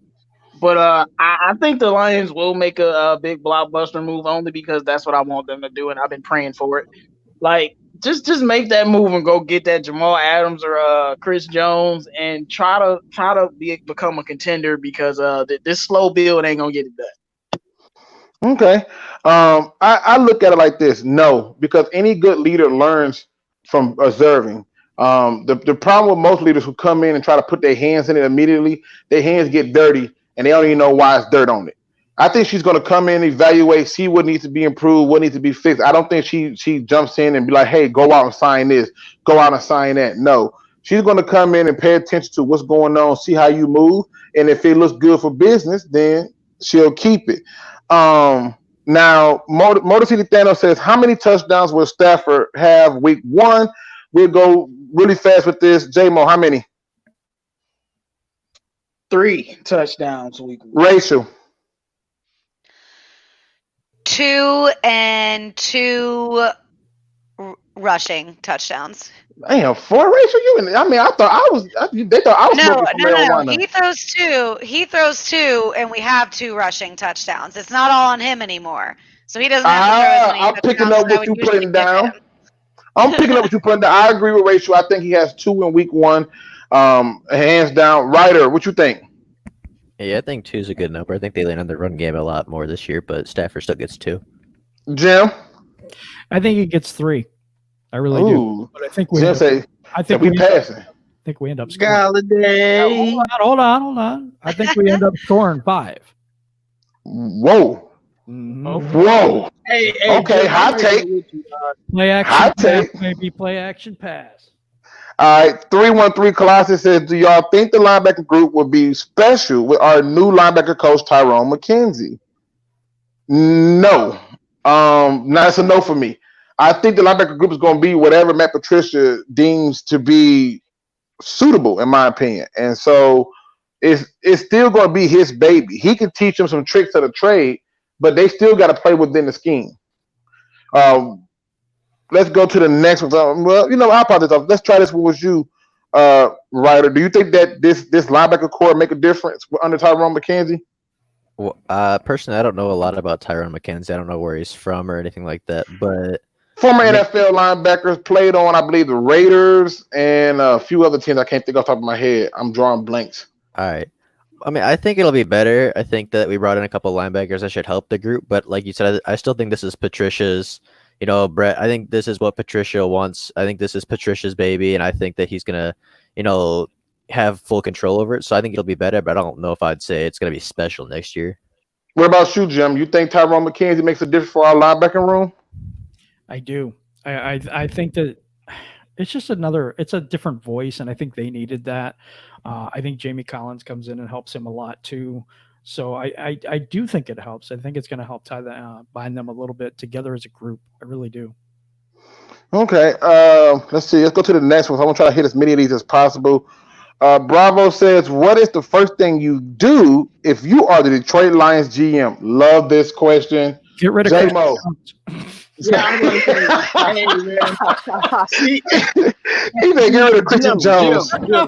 Jim, as much as I hate Christian Jones, Jim, there is only one player that has to go before him.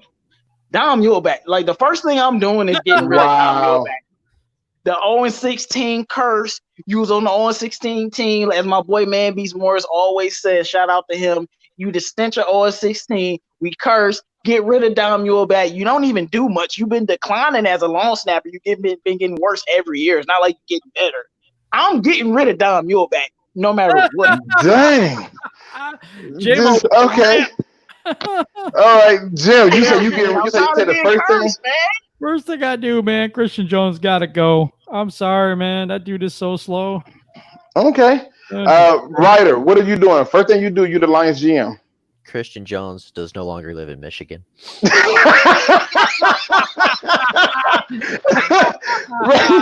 Rachel, what's the first thing you do? You're the Lions GM. Man, I'm giving the answer I thought would be J-Mo's. I'm paying Kenny Galladay. Ooh. Okay. Yeah, I think the first thing I do as a general manager is figure out who can I trade to get me the most draft capital. I pulled the same move that the Dallas Cowboys did with Herschel Walker. And whoever gets me the most draft capital will be who I pull the trigger on the trade.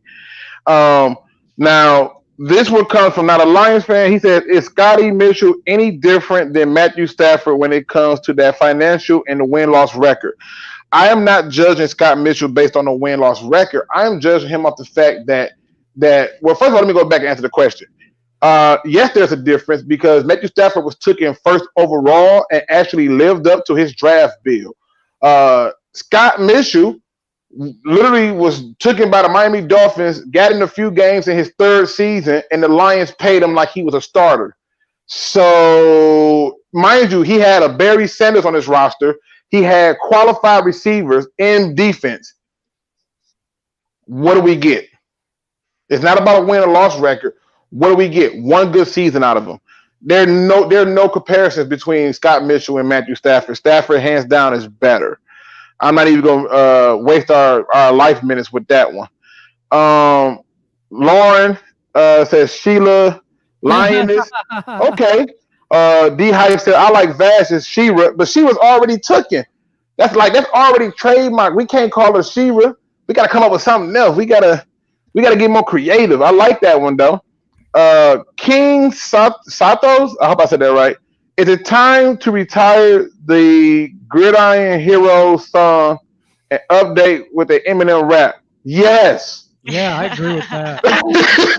Yes. That song is terrible to me. I'm sorry. Just yes, this forward down the field. Like The only one- it could be any Eminem song. We could pick a different Eminem song per game. Like, Yeah, listen. there we go.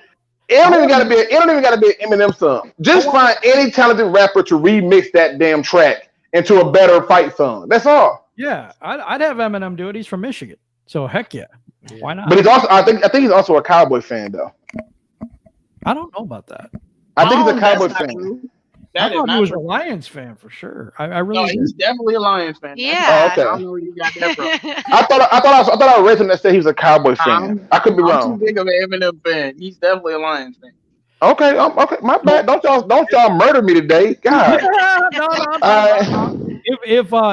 If Sheila comes in and she makes sweeping changes, I'm going for Sheila the Sword. Now, OMG is Lions Talk. Shout out to him. If you have not subscribed to him, you are pretty much cheating yourself out of some good entertainment. He said, I know tennis is a totally different sport, but I hope she still has that competitive mindset. Oh, it's still there. If you didn't pay attention to the promotion pic that I put out there where her face is dead serious, that was her face after a horrible loss. Like, that's how she was feeling. Imagine if she had the power to fire people then. It'd have been heads rolling for real. Mm-hmm. Broken Lime says still has 6. The Bears trash. Let me see. Okay, does Marvin Jones get traded this year? What say you, Jim? Does Marvin Jones get traded this year? Yes. Depends on the season we're having. First of all, if we're competitive, no. If we're not competitive, yeah, I could see it happening. If you can get something for him before the offseason when they get rid of him anyway, yeah, I believe they will trade him. If we're doing bad. Okay. Well, what about you, J-Mo? Do you see Marvin Jones getting traded? I don't think it's if he's doing bad. It's if Quintez Cephas and the rest of the backups are looking solid, I think they will trade him just like they did Golden Tate. Get a nice little third round pick, third round pick. And they'll trade him. I don't really want them to because I think Marvin Jones is still like a top 15 receiver. But, it is what it is. All right. The great one, Mike says, Luke said that he sees the Lions getting to the Super Bowl within 3 to 4 years now, that we have a change. Will you be surprised that happens, Rachel? As I'm sitting here right now, I'm thinking any Lions and Super Bowl talk, it has me shooketh. But in three or 4 years from now, if we're on the up, if Patricia's pieces start coming together, if we see what we think we're going to see from this run game, then no, I'm not going to be surprised. I mean, look at the 49ers. Okay. Ryder, what do you think? Would you be surprised if my prediction of Super Bowl 3 to 4 years under Sheila comes to true? I mean, my first reaction when you said that, I was a little surprised, but I'm not gonna lie, you kind of sold me on that. I mean, you were very convincing.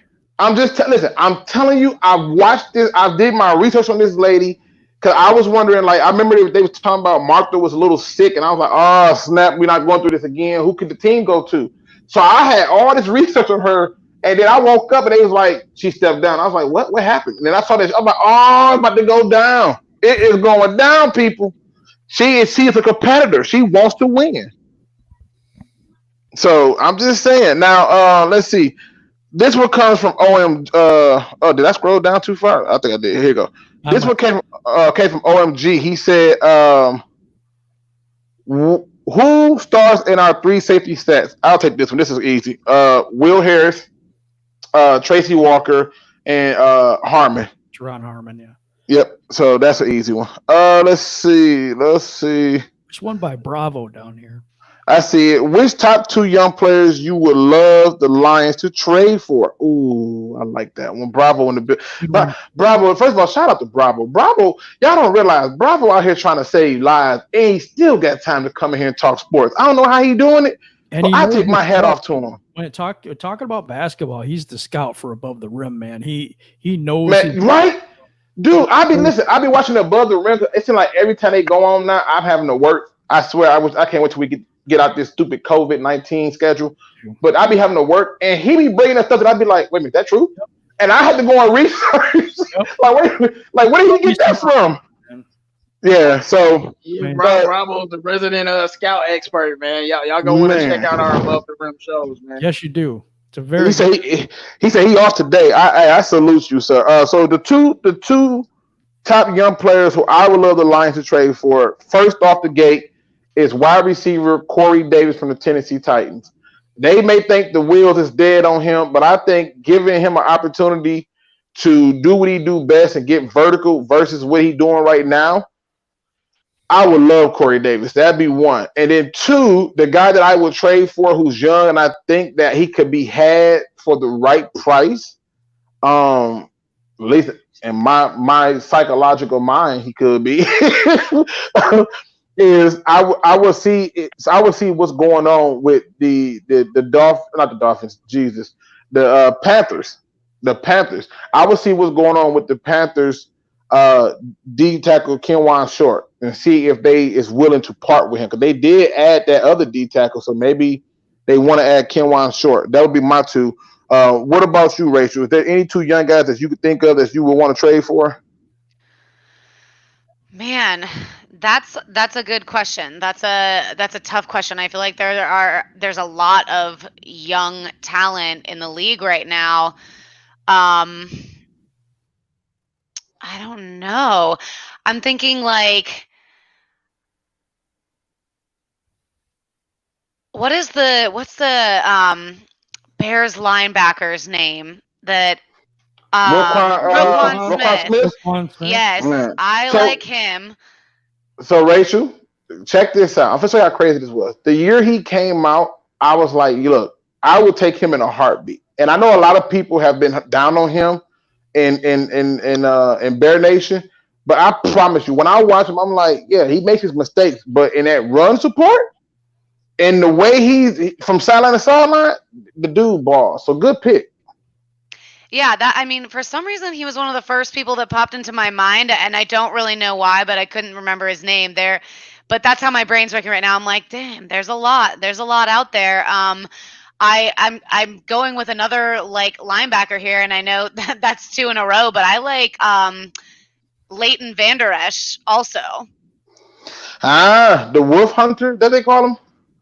Yeah. Oh, I'm like, I don't know if that's his nickname, but yeah. I mean, he's been extremely impressive. When he came out, he had two things that I noticed in his film. And I was like, if he fixed this, he'll be a perfect linebacker. And that was, he didn't know how to get off blocks. So, surprisingly, I got a friend who likes Cowboys. We watched all the games, and I said, watch how many games he can get off blocks. And then something special happened. He actually got called up by DeMarcus Ware, and DeMarcus Ware showed him how to get off blocks during the season with Rob Marinelli's help. Ain't that funny? And that dude ball. Soon as he figured out how to get off blocks, it was unleashed time. So that's another good young guy to pick up. Let me see what other questions we got. Let me try to hit on all of them if we can. Let's see. Oh, so listen. Apparently, we are 2 likes away from hitting 50. Can we get them likes up? If you have not hit the like button, please do so right now. We got 3 thumbs down. We still love you. Even if you don't love yourself, we love you. Do not give up hope. Life is not that bad. But can we get those likes up, people, so we can hit that 50 mark, and we would truly appreciate it. Now listen, Rachel, you don't started some stuff because just you can see, Mrs. Bardot said we ain't trading no Smith. All right, so don't even ask about no Smith. He ain't for trade. There's no point for you bringing this up. Don't play yourself. We ain't doing it. So she wants you to know. Stop playing with her team. That's what she's trying to tell you. What do we call where bears hibernate? I don't want to call it a den, but whatever that word is, she's the queen of that. Queen of the cave. Oh. There you go. They got the bear cave. Yep. All right. So Ghost Gunner says, what position do you think we need the most? Ooh, everybody hitting on this one. Jim, what position you think we need the most right now still? Wow, if I was gonna get a free agent, I would think it would be a backup defensive tackle as well. I like that, but I also think we need another linebacker. I really do. I think our depth at linebacker is not the greatest, to be honest. Okay, Ryder, what are you thinking? What position we still need the most?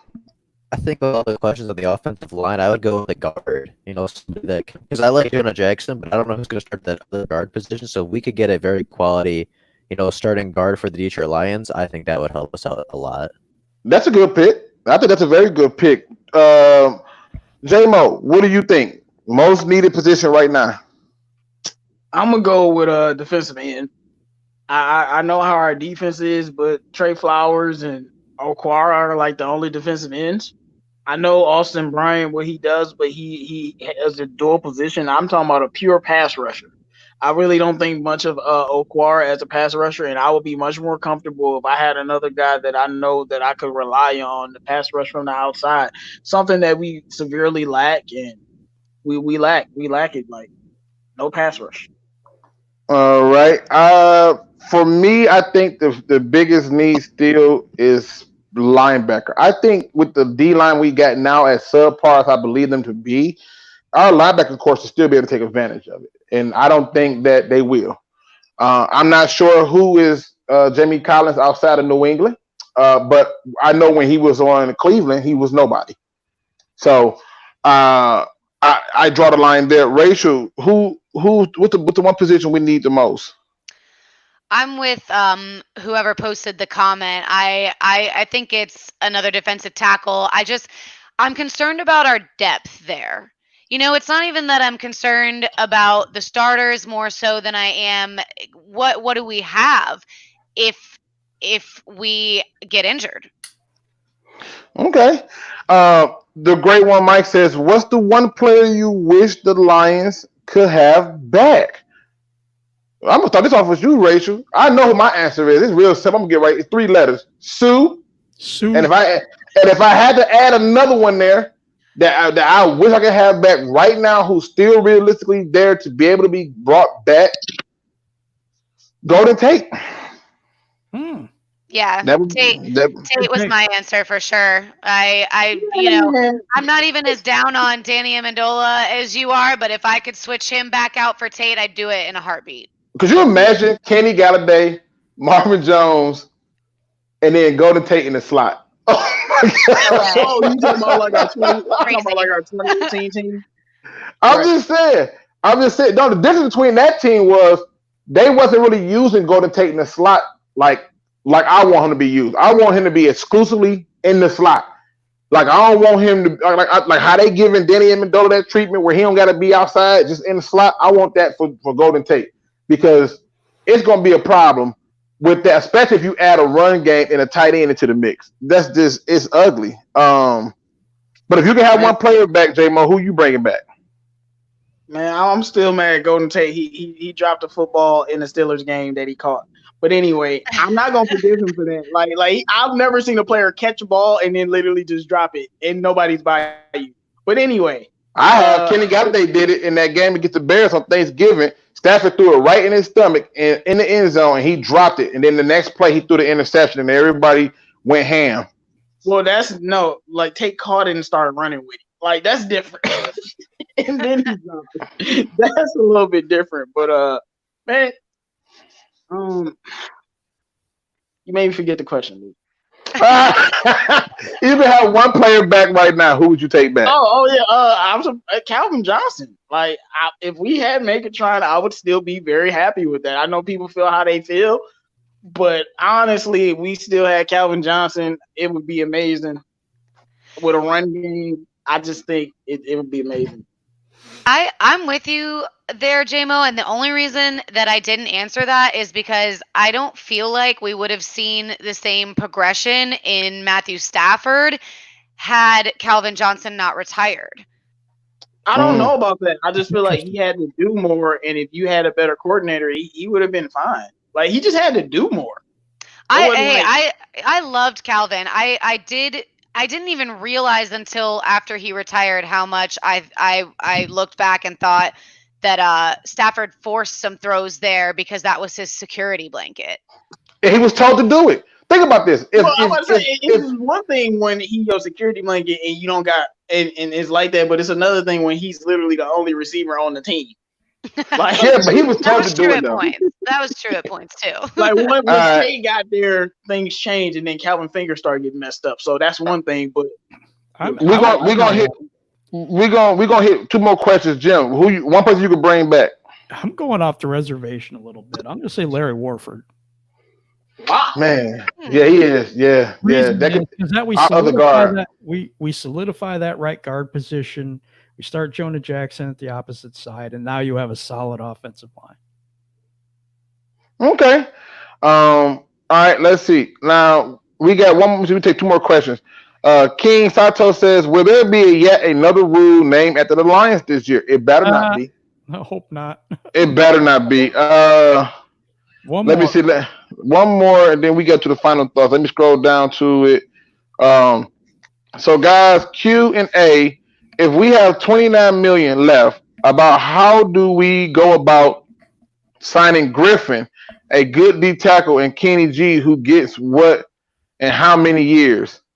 So I think what John is trying to say is we got 29 million. How do we go about signing Griffin plus a good D tackle and Kenny G? So easy answer is Kenny G signing actually frees up more money. Right. So that's the first step. You got to get him locked up first. Now, in terms of a good D tackle, you got to tell me who's out there that you think is a good D tackle to still pick up.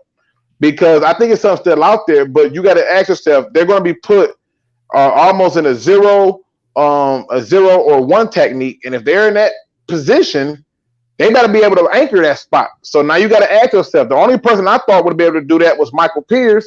He's no longer available. He's on the Vikings. And in terms of us getting Griffin, the only way I can see Griffin coming here is the same reasons why the other former players in the division came here, to piss off their former teammates and get revenge. So when Mike Daniels came here, it wasn't like he just was so in love with Matt Patricia, even though he claimed he was. It was to get back at Green Bay to show them, like, y'all let me go too soon, too premature. But I don't think Griffin fits what we're doing here. I think he's a 4-3 DN, and I don't think the Lions make a push for him. So that answers that question. Jim, we can do a final thoughts at this point. Let's do it. And get out of here. I'm going to go first. Go ahead. My final thoughts for today is I always love doing these. If I'm able to, and I love talking to you guys in the chat, just giving our opinions about Lions stuff, trying to come up with a good question so that we have a great conversation. And it's a way to give back, I think, for all the people that support us and everything.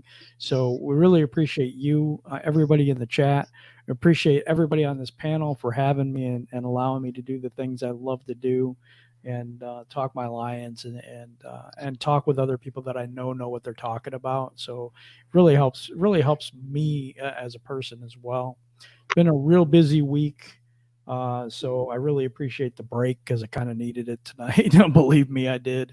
So I just want to say I appreciate everybody in the chat, everybody here. Thank you for hitting the like button and all that stuff. It really does help the channel.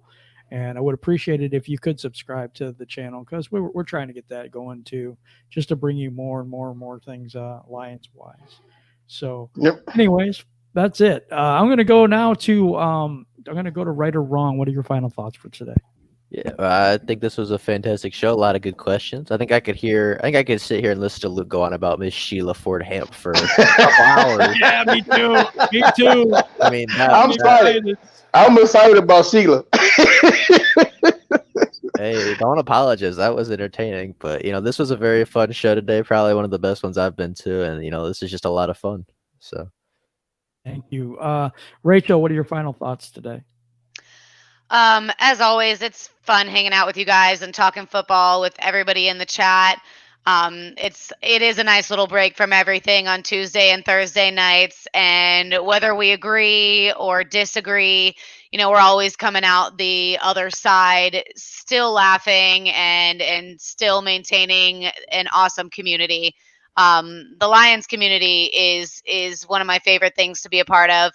All that being said, make sure that you are subscribed to everybody in the DSA's channels for more videos and more Lions talk. I know Jim and myself and maybe a couple of the others put out videos today on Martha Firestone stepping down. So just make sure you check everybody out. Make sure you throw a like on this video on your way out the door. And as always, one pride. All right, 313 JMO, what's your final thoughts for today, man? What was good, everybody, on this nice, calm, free smoke Tuesday? It was a crazy day. Martha Firestone Ford was like, "Yeah, I'm out of here, man. I ain't messing with y'all no more. I'm glad to go live my best life." And it is what it is. But shout out to everybody that came through. Shout out to Right or Wrong and Rachel and Jim and Luke. And make sure you guys go subscribe to all of our channels. We definitely have new content dropping every day. And all I gotta say is, as always, sign Kenny Galladay before I lose my mind. I can almost say it with you now, JMO. I know, right? I know. It's gonna be a sing-along before long. All right, Luke. I need to make a song so they can sign them. You should do that. All right, Luke. We're going to do final thoughts. All right, good people. As always, this has been a blast. I enjoy this so much. Y'all have no idea how entertaining this is for me and how much fun I'm having doing this.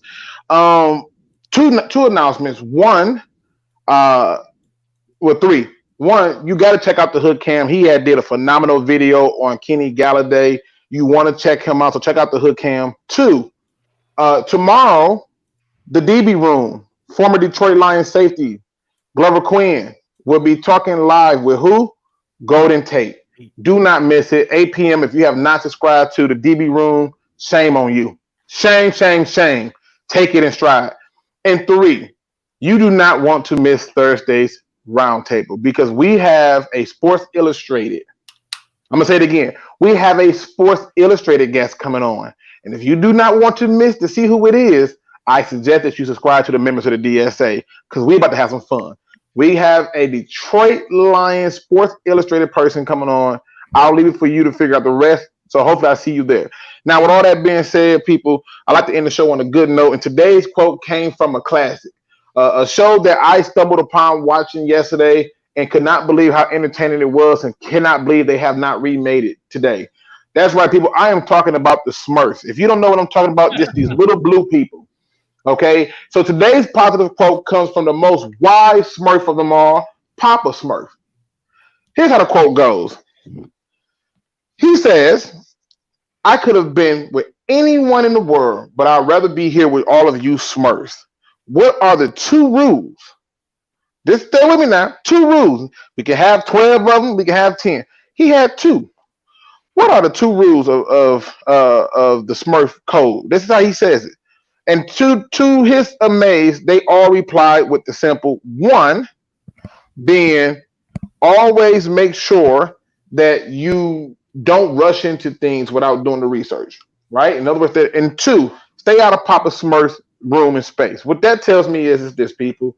I could be anywhere else in the world doing this. I can be in the chat just talking about it, but I'm here with y'all in the community. I'm here with Rachel Marie. I'm here with 313 JMO. I'm here with Jim. I'm here with Ryder. I'm here with real Detroit Lions fans. I'm here with CA3 Sports. I'm here with PD Sports Talk.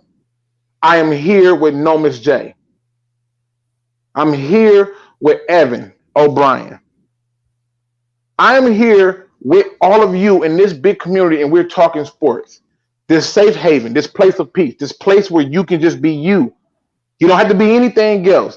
It doesn't matter what you look like. It doesn't matter what your religion is, what your political views are. It's just us being here for one common goal. You could be anywhere else, but remember, you are all here with us Smurfs. And to me, that in and of itself is the best community because why the Smurfs? One, they're blue. Lions colors is what? Honolulu what? Blue. Keep the respect, people. And as always, remember that we love you. But as always, don't be no chump. Please do your research.